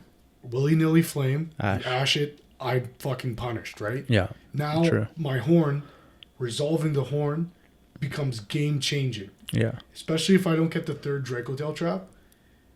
And usually most Dracotail players will side out the 3rd trap game 2, like going second. If I don't have that 3rd trap, resolving horn will usually determine who wins the game. Because if you stop the horn, I can't put back the flame, which means my engine has an end point. Yeah. I only have so much spells in the deck, especially depending on what happens with the ban list, that my Dracotail Effects Engrave now can't activate. Yeah. So, End Horn is almost more valuable as a set card than it is activating and resolving it, because I'm forcing you to play all your monsters in defense. Yeah. Right? So, now that Horn is the crux of this duel, I have to activate it, which means now you don't have to play in defense. That, to me, is like a more interesting trade off than like if I don't ash this card, I fucking lose. Yeah. And like I can understand like, But that's again, that's your deck specific. that is Right. that is Dracotail specifically. Yeah, because then like if I ash K9. Yeah, if you ash Case, say. Yeah. Then Okay. they go Fuck. Jokel. Jokel, they go Zuna, they go whatever. Even if they go KS or K9 VS, Yeah. and you ash like the Mad Love or whatever that searches stuff. Okay, and then now K9 just goes fucking crazy. Yeah. So what did your 1-for-1 do? You just triggered their fucking Yes. whole engine. But that's if I have one for one. If Yeah. I have a second one, Yeah. I stop the lupus from coming back. Yeah, but you rely on this Yes. a second one or Yes. a third one or a Yes. fourth one. But when, Right. especially in the case with the case of K9, Yeah. like the deck, Yeah. that's always the case Yeah. because they're gonna make Ripper. Yeah. And if you don't have two hand traps, you lose anyways because Yeah. they'll negate whichever one you have. Yeah. So it has to be a combination of Nib and Imperm. But and then Yummy's also another one too, right? Yeah. Because Yummy, you can ash a card, they can still play through it. You can Yeah. bell one of their synchros, they can still play through it, right? Like it's these things where it's like they can keep going. Yeah. And if these decks are already doing it, then what's the harm of like 3 additional cards, like this okay, so card that does that to stop that? Think of it like from this perspective too, right? I don't think Ash or Bell should stop a combo. Yeah, okay. That's my opinion. Yeah, yeah. I think they should That's fair. stop plays, Yes. right? So So then Joel should be gone because Joel completely stops you from playing. I don't disagree with the Joel thing. Okay, I fear not having a suitable replacement for Joel. sure. Okay, Because then that's fine. things get degenerate. Because I don't believe Ash should stop your entire play. Yeah, Joel does.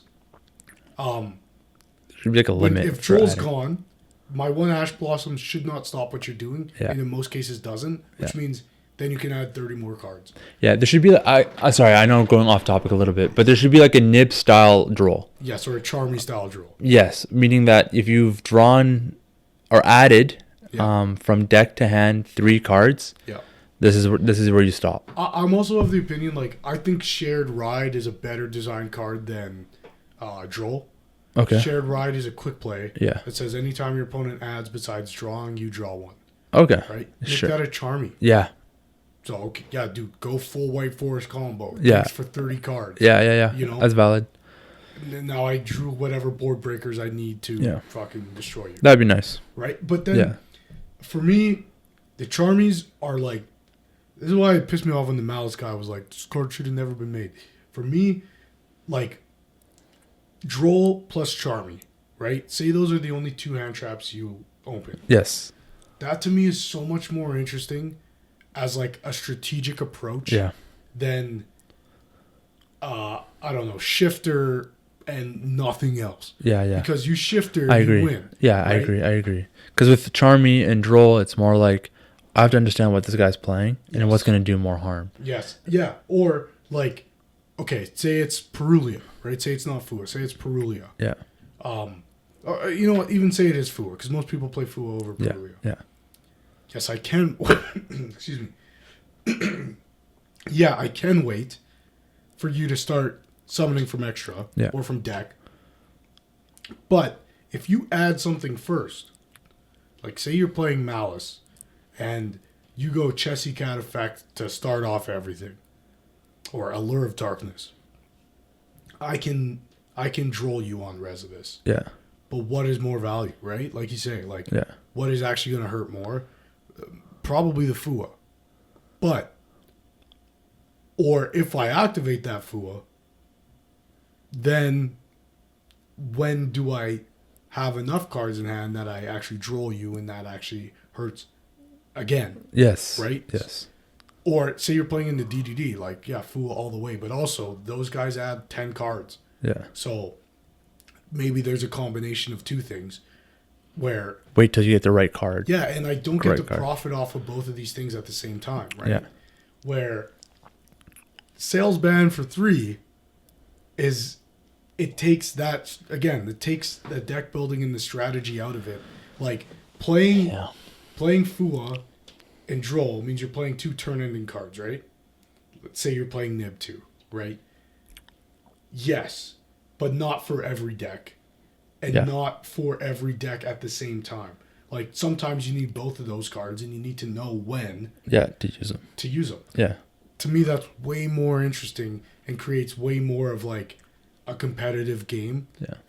And separates great players from players who are okay. Yeah. Right? Yeah. Because it's easy to go Fua draw phase, Perulia draw phase. That's an easy interaction. And whatever they do, maybe they don't do a lot because they're worried about it. Maybe they still take the challenge and I profit off of it. Sure. I think when you're like, yeah, Droll is toxic. Yes, it is. But if I have to decide between Fuaing you or Drolling you and which one holds more weight for me, that's a way more interesting question, I think. But I don't know. I just think like sales ban for 3 is a little crazy. Yeah, I don't disagree with you at all. Because even thinking about this card, I can see the implication of it, and basically, like, it's just a staple. Like I said, a no-brainer. Yeah. And it also provides like a utility for like players who like nostalgia or older cards and that want to play in the advanced format, or they want to play decks that they enjoy, so it gets them back in there. Because like, okay, so the 3 cards that fuck my deck the most, I'm just gonna hit those, so then I can kind of play my game. So they're not gonna put up a crazy board, so then when it comes to your turn, now you have your +3 from that card, and then you just break their board because they're not as good of a player, but they got to play. That's like one view to look at it. But when you do look at it from a competitive standpoint, it's pretty busted, and it can be busted, and it can now enable other decks to, who know, possibly be like a big problem, and it might give us insight to see why keeping Droll in the game is a good idea, right? Why so when you do call Droll, what decks come out and they're just fucking like heinous, like awful, and then just kind of go from there. And then like I said, I prefer this card. I see it as a more of a turn 1, like you side it in. I would not main it, but it depends on the deck you're playing.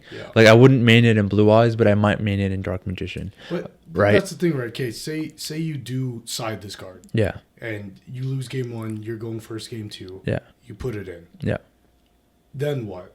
So you're doing it to add 3 dweebs that you can't activate. No, I'm doing it. I'm using it to make sure that they won't use hand traps on me. That means you have to play those hand traps. Yeah, and that's totally fine because it's Nib, Nib and Droll that are my biggest setbacks. So, and so rather than, because I'm going first, so I play like main deck 3 Ash, 3 Bell, for example. So I'll take out 1 Bell and 1 Ash for this card. So then I go use this card, and then unfortunately if I draw the Nib and I draw the Droll, then it's like, okay, I can't use it on them. That's fine.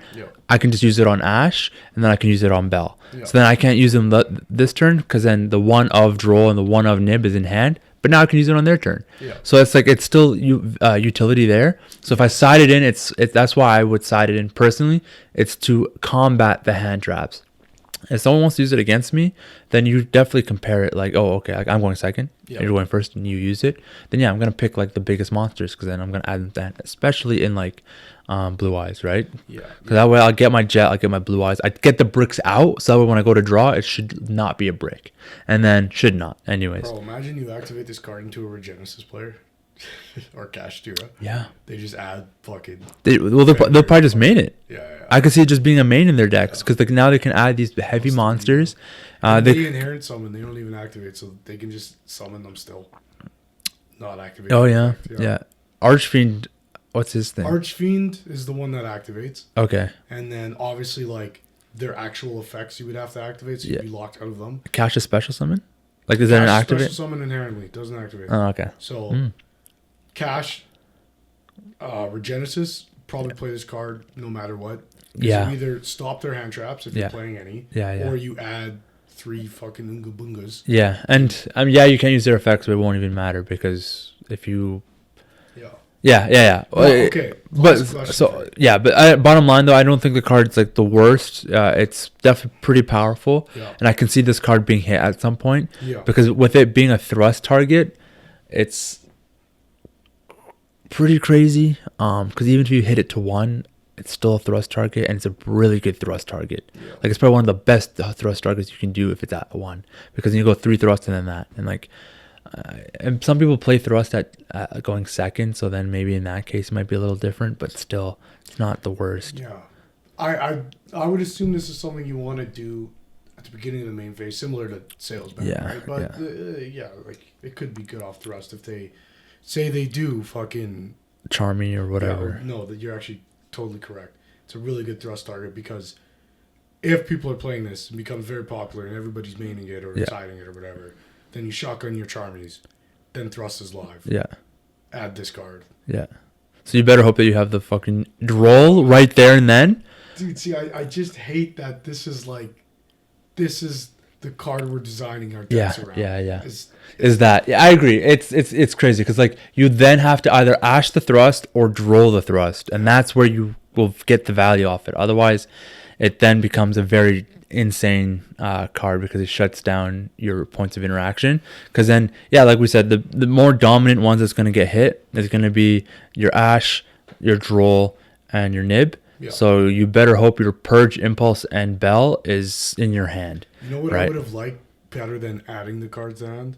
You have the choice to special it, even if it's effect negated. Okay. So let's say you call droll, ash, and fua. Yeah. All pretty low attacks, right? Yeah.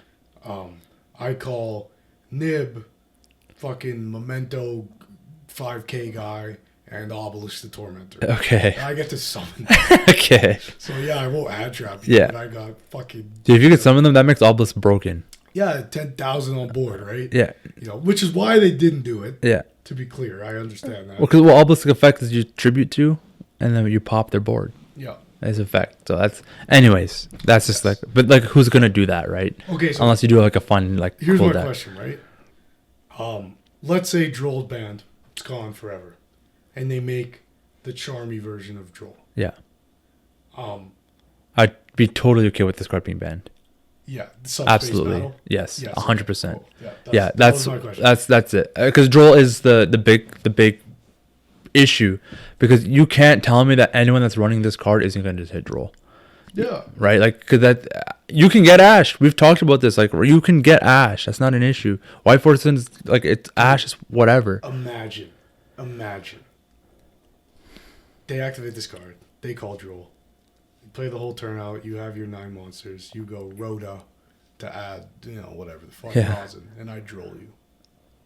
That's got to be the worst fucking feeling in the world. I just sales band your Droll and your Nib and your Ash Blossom or your Fua. Yeah. And then I'm like, oh yeah, by the way, I have my own copies in hand. I drew them. Yeah. That's fucking terrible. Actually, now that you mention it, for VSK9, they can now add the different attributes. This is actually even crazier for VSK9. Because a lot of them are high level. This card is basically a staple. Like, it's in the deck no matter what. Dude, see, I hate this card. Yeah. I hate this card because it's a staple. Yeah, so you, against K9 VS, you have to Ash that card. Otherwise, they get full combo. Yeah. They get their Holly Sue, their everything. Oh, guess what? Wait, you Ash VSK9? Are you a fool? Zuda fucking this sucks. Yeah, so not only so it's like actually in VSK9 would be fucking horrendous. Dude, so even if they hit juggle to 1, it doesn't matter. Bro, they add it to hand, they add Caesar Valius, they add Borger. Now they have all their attributes, and they can on the next turn tag out the fucking guys. So the card you think you should use going first when you play VSK9 is the card you don't use at all against that deck. You know what's crazy? But then that might be the tactic, because then now if they develop other decks, so if I'm going against like Kashira and Regen, sure, I'm not gonna use this card at all. Because right, so that's also something to consider. So that's why I'm against the idea of main decking it. So then when you play them in game 1, you're like, okay, let's see what kind of deck they're going. Yeah, but that's the thing, right? Yeah, is the point of the card that everyone should main deck it, and we get cross out for 3, right? Hopefully not. Yeah, I hope it's more of a side. Hope that doesn't happen. Yeah, but it can based off how the card is worded. Yes, that is. And depending on your deck, and we're talking about the Yu-Gi-Oh community, it's going to happen. So maybe the design philosophy behind the card was, let's make it so that when people side deck, they're not just putting in 2 solemn or one solemn judgment and 2 strikes and these kind of degenerate going first cards. All right, man. I'm not. I've also played those cards. Right? I was playing Grizel Prison. Yeah. I have Yeah. no leg to stand on here. So let's make it so people are not playing those cards.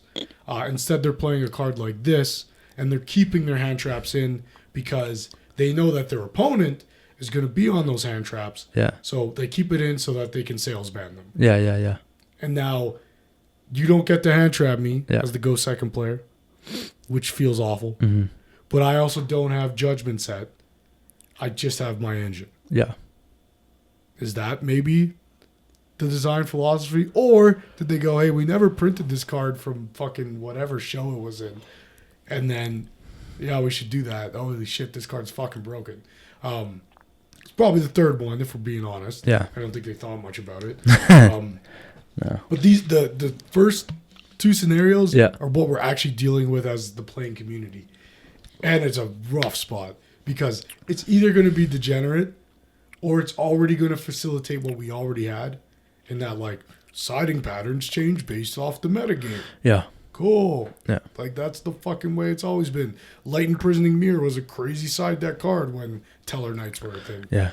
And, Shadow Imprisoning Mirror for Shadals. Like, it's not fucking interesting game design to me. No.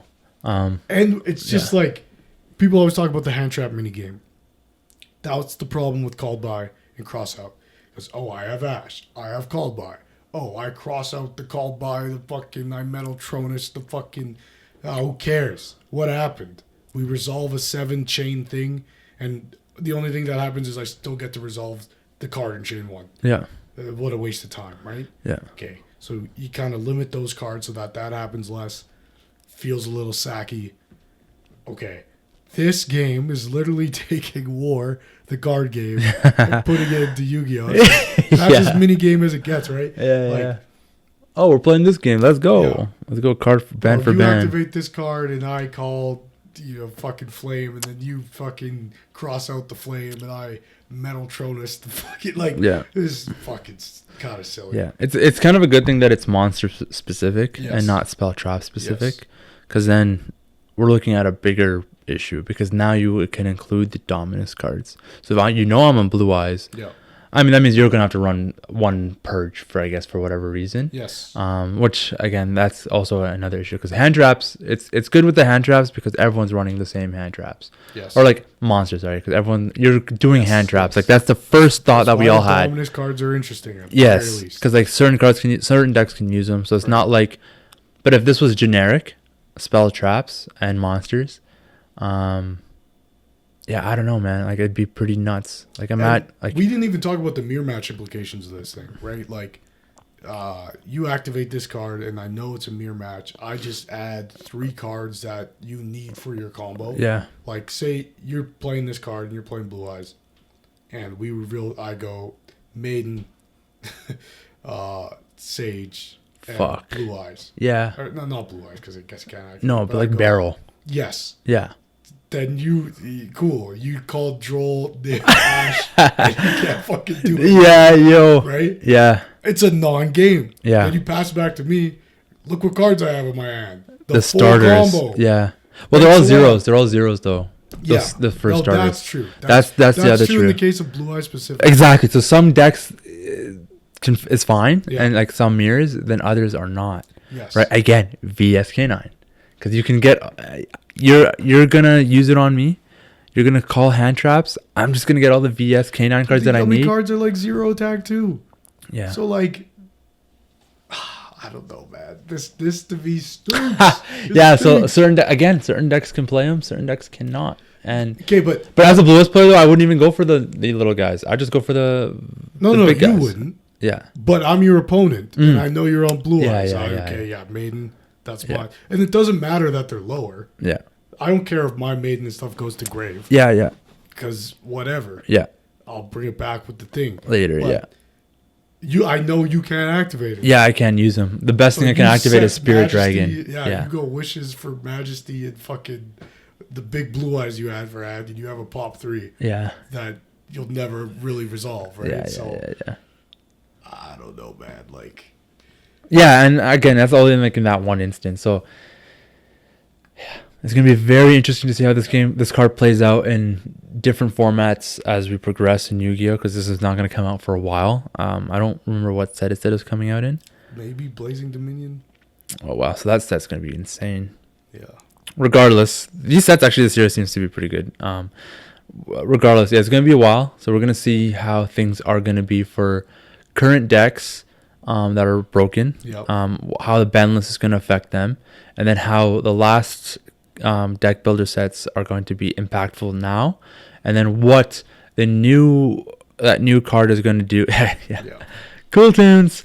And what this new card and like any of the other new staples are going to do to the current format, because there's that one weird normal spell where it's like you pop everything but you pay out half your life points. But the issue with that, and the thing with that one's like it's cost to pay half your life points. It's like a weird Gandora, but it's a normal spell. Yeah, it's Raaid, Geki, or Dark Hole plus Monster Reborn. Okay. You pay half, you pop the board, and then you special one of them. Okay. Is it to your field or is it to the owner's field? Like to your field. Okay. Yeah. This is also a card I hate. Again, it's another anime or manga card, and it's just like a game-winning card. Pop the board, summon a 3K beater, attack for game. Yeah. I don't know. It's one of those because it's like it is bellable then at that point. It is, but you gotta have bell, I guess. Okay, there's one last thing I want to touch on before we wrap it up. When we're talking about Subspace Battle, the answer is always Ash.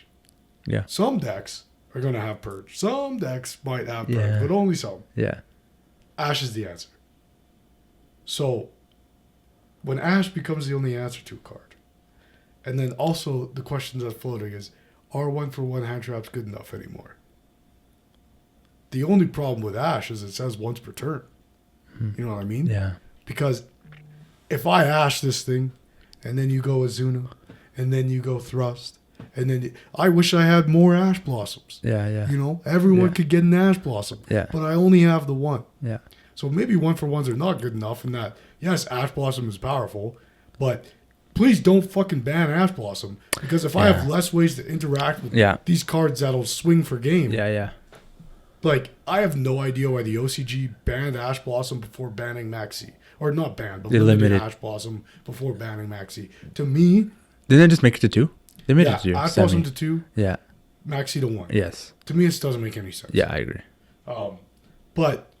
I don't... like. Yeah, it's playable a lot, but Ash doesn't need to get hit. It's a once per turn. It's not boom, boom, boom, like 3 Ashes. Once per turn, and if Ash Blossom is winning you or losing you the game... Yeah. Something else, other things have occurred to end up in that spot. Yeah, I think if your the deck current loses format, to one Ash Blossom, it's just a bad deck. That's the thing. Yes, we're in a current format where one Ash is not enough to like draw end you your turn. Yes, shouldn't it should not. So if you played incorrectly, or you opened poorly. Yes, and that's just the luck of the draw, right? Exactly. That's the current format. Yeah, if we're looking like 3-4 formats ago, sure, yeah, one Ash can hurt you a lot. That part super important too, right? That's the luck of the draw. Yeah. It's a mechanic in our game that we start this duel with 5 cards apiece. Yeah. That is the rule. I'm fine playing around that rule because that's the fucking game. Subspace Battle isn't the fucking game. Yeah. Man. It's a goddamn card. Oh, it's one of 15,000. Yeah. And when it becomes so impactful that it changes the way we look at drawing those 5 cards. Yeah. Like if Ash Blossom, if you draw 5 bad cards that all lose to Ash, and you only get one, and it loses to Ash, that kind of sucks. But that is the game. Yeah. We all signed up to play that game. Yeah. I didn't sign up to play War in Yu-Gi-Oh. You know what I mean? Yeah. So that part kind of feels bad. But I'll stop coping. I'll lose the Subspace Battle with my Draco Tails. So Subspace Battle, it becomes a coping mechanism in that space, because not only can like any deck use it, but any deck can use it for cards that hurt them. Yeah. So Malice can now use it on Lancia.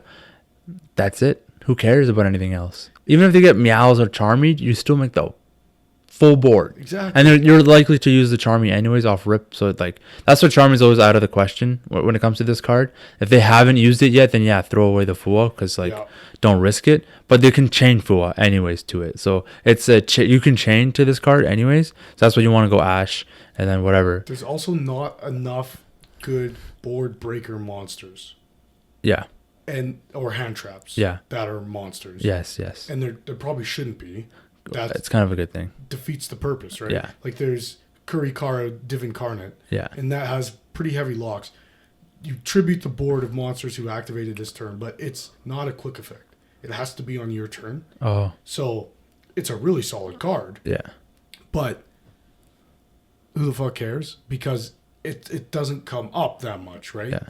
So when a card like Subspace Battle comes into play, I can't, because it's not spells and traps, it's just monsters. Yeah. There's no 3 monsters I can add that are big beefy guys and also board breakers. Yeah. That I know of anyways. Maybe there are. But Besides like kaijus and stuff. besides kaijus. Yeah. And kaiju is a 1-for-1. Lava golem. Like lava golem is an And option. it eats my normal summon. I don't want that. Yeah, that's true. Right? Sphere mode. Sphere mode, maybe. Yeah. It doesn't have. It has a question mark attack. Yeah, I think so. No, it's yeah. I can't remember actually. I think it might be 0. It might be question mark. Yeah. Either way, Yeah, keep going. it doesn't play well into Subspace Battle because you're probably not getting it to hand that way. Okay. But yeah, if I'm not mistaken, it's question mark or it's 0. Yeah, question mark. Yeah. Question marks. Yeah, so it's not even. target. Yeah. So if sphere mode was a valid target for this, then you'd search that all the time. Then maybe that's interesting deck building because now people are playing sphere mode, Yeah. which is a pretty terrible card outside of Yeah, but it becomes a more so turn 1 card. Yes. Or no, it'd be like a turn 2 card if you're going Wow. second. if you're going second. But then you can't use this. Is it using an effect? No. And it's not an effect. Oh, okay, so it'd be a turn 2 card. Yeah, so it's like the kaijus, Crazy. but again, kaijus are 1-for-1. Yeah. And if you have a board Yeah. of 5 monsters, I can only summon 1 kaiju to them. Yeah. You can't do like 3 different kaijus. No, one player. It's the mechanic of the kaiju cards is you can only control one of these. It's Oh, like okay. a big battle, right? Okay. So yeah, Good I thing don't they're know. balanced that way. That's I recognize there's been a few things recently like fucking bruh and fucking what's it called? Crimson Dread and Quetzalcoatl that I've been pretty doom and gloom about. Yeah. But it's stuff like this. The Quetzalcoatl thing is like I just hate how it looks. It looks shitty. It doesn't. It's not a big show of faith in Konami. A card like this though actually like worries me because like we're yet to see the implications of Forbidden Crown. We've yet to see the implications of crown. whatever that thing's called, Heavenly Gate or whatever. Yeah. Yeah, the hand traps staple, I guess we'll call it, is pretty interesting this year. And I like the design of some of the new hand traps, like the Reveal Synchro Monster one, and ones that feel like, certain decks can play this, but others can't. Yeah, yeah. And that balances out our metagame, right? Like Purge, like Impulse. Impulse maybe a little too strong. Because dark decks are historically like the big bad boys, Typically. But, when it's like everyone can and should play this card, also it's broken. Yeah. Then it's not Ash. Because I recognize Ash Blossom was broken at the time it came out, or like super powerful. Yeah, yeah. But we're in a state where a card like Ash Blossom, even cards like the Charmies, don't feel game breaking. They feel very balanced and fair. Yeah. A card like this feels a little bit game breaking. Yeah. Because it's going to change the way we play the game. Yeah. Not just give us more tools to do it. How we Yeah, have it. I agree. Yeah. But Because this now, like, you just better hope that your opponent doesn't pick a hand trap that you opened.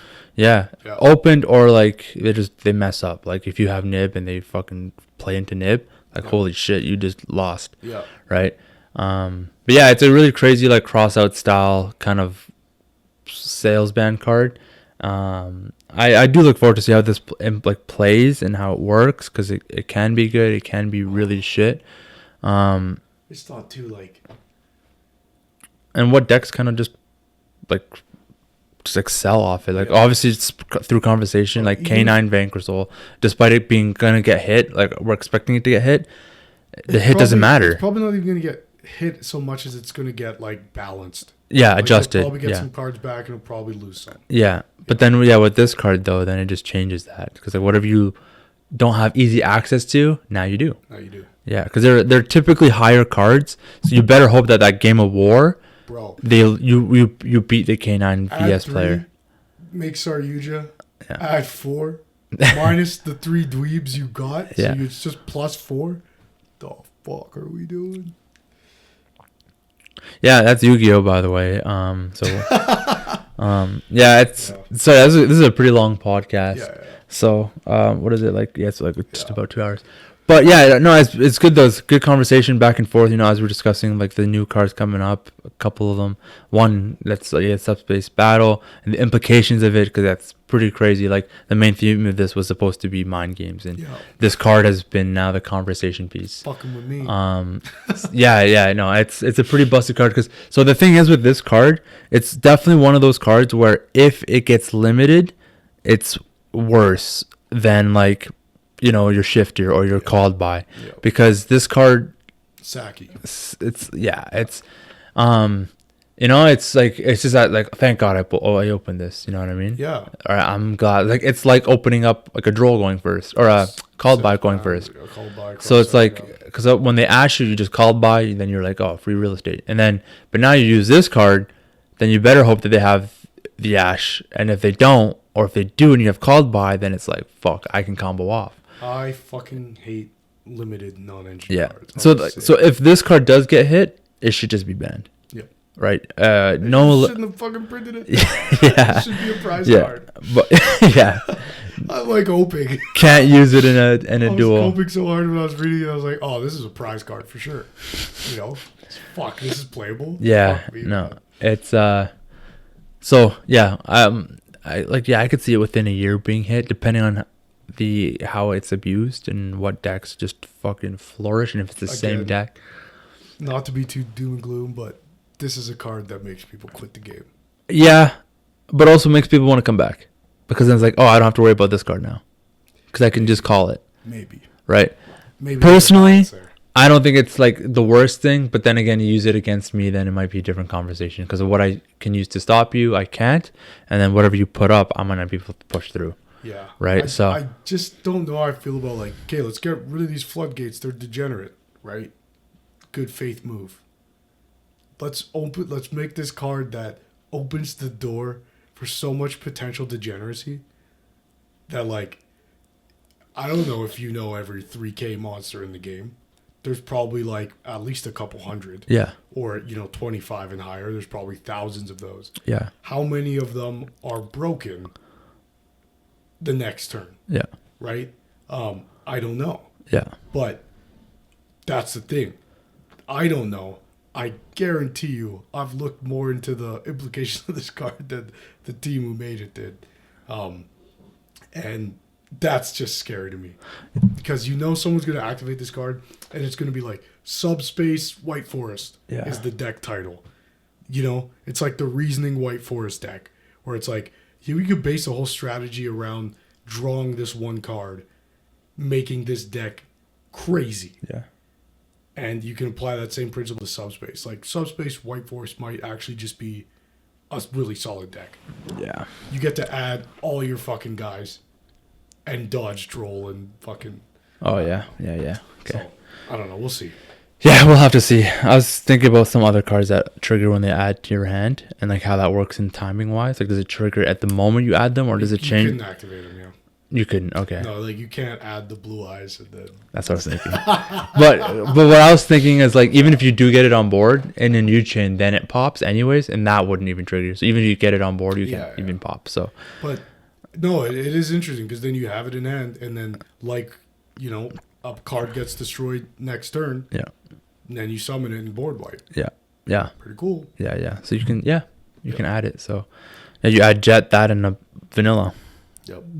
So I don't know. Yeah, we'll see what the implications are. We'll talk about it for sure. That's actually really good. Yeah. Add Jet, that, and fucking vanilla. It doesn't even have. You could just send another trap or hand trap that you don't want to have resolved. Yeah. Let them get a +1. Yeah. Any cards that kind of like were good-ish in the past, that don't have any good, like, the alternative Blue Eyes White Dragon where it triggers by revealing it, or revealing a vanilla. Yes. Like, now it's playable. Whether you want or not you want to play is a whole different story, but it's playable now. And like other cards that, like, just typically are bricky or sacky, as a player that's going second, now it doesn't become so terrible if you're expecting everyone to use this one card. And then if they don't, and then it's whatever. But we'll see what it does to the game, how often people are using it, and then and just like where the format is, like where the game is. Like if this card is really like detrimental, like if you call Droll, like am I gonna struggle that bad? Like with the deck that I'm playing, can it play around Droll anyways? Is it just setting and specialing cards, right? So right when we tested with Dark Magician, there's a lot of setting and placing. So maybe Droll isn't the worst thing per se. So if you call it Droll, who cares? But who knows? The other side of it is like anyone that's just a heinous player who's using it and they just do like any like like anything that triggers in hand that starts a combo. So for example, like a runic player, for whatever reason, they activate this card, they just fucking say like Uzuna or something. So they just add call Uzuna and whatever other broken cards, like not broken but like turn starting cards. So that way your opponent can't trigger these in their hands, and then you know what I mean? Like that can just it might create plays like that. If I played this into a VSK9 player, I guess you'd have to play the card. But it's just one ofs. And like you just gotta hope you don't draw it. But like, but see, then we played a bunch of what ofs to possibly resolve this card, and you might draw. But I mean, if you're playing a deck that stuns or whatever, you're a fucking dweeb already. So who cares? But it can create this sense of like, what's the meta? I'm building my side deck around that. So then I go this card plus whatever monster. Because then if they use it going second, like as a set turn 2 player, they can now send that monster that's on board, whatever. And this is the point I'm trying to make. Is now we're making our side decks around Subspace Battle instead of the metagame. Because Subspace Battle has become the metagame. And I think that's maybe a detriment. And we'll see. We'll see. We'll see. I could pull this in a pack and start cooking. And be like, yo, Subspace Battle change the game, you know? It was so sick. It could be healthy, could not be healthy. Better hope you have your Ash more than ever. Really, with this card. And then going second, you usually set up a board that will stop it anyways. It doesn't matter. But I hope you guys enjoyed the podcast. This is the first one of the new year. This is a long one. Good conversation. Let us know your thoughts and opinions in the comment down below. Tell us about your mind games. Your strats. Battles. Jackson, comment down below so I know what to do against you next time. And then make sure to subscribe. Do so. Give us a like. Also, we got Matzias, the series debuting, coming probably this time next week. Catch the first episode. It's going to be a massive one. We're going to have the reveal of the 2026 trophy. We're going to have the award ceremony for our winner of the 2025 trophy. So that'll all be included in the Matzias video. All right, catch you later. Deuces.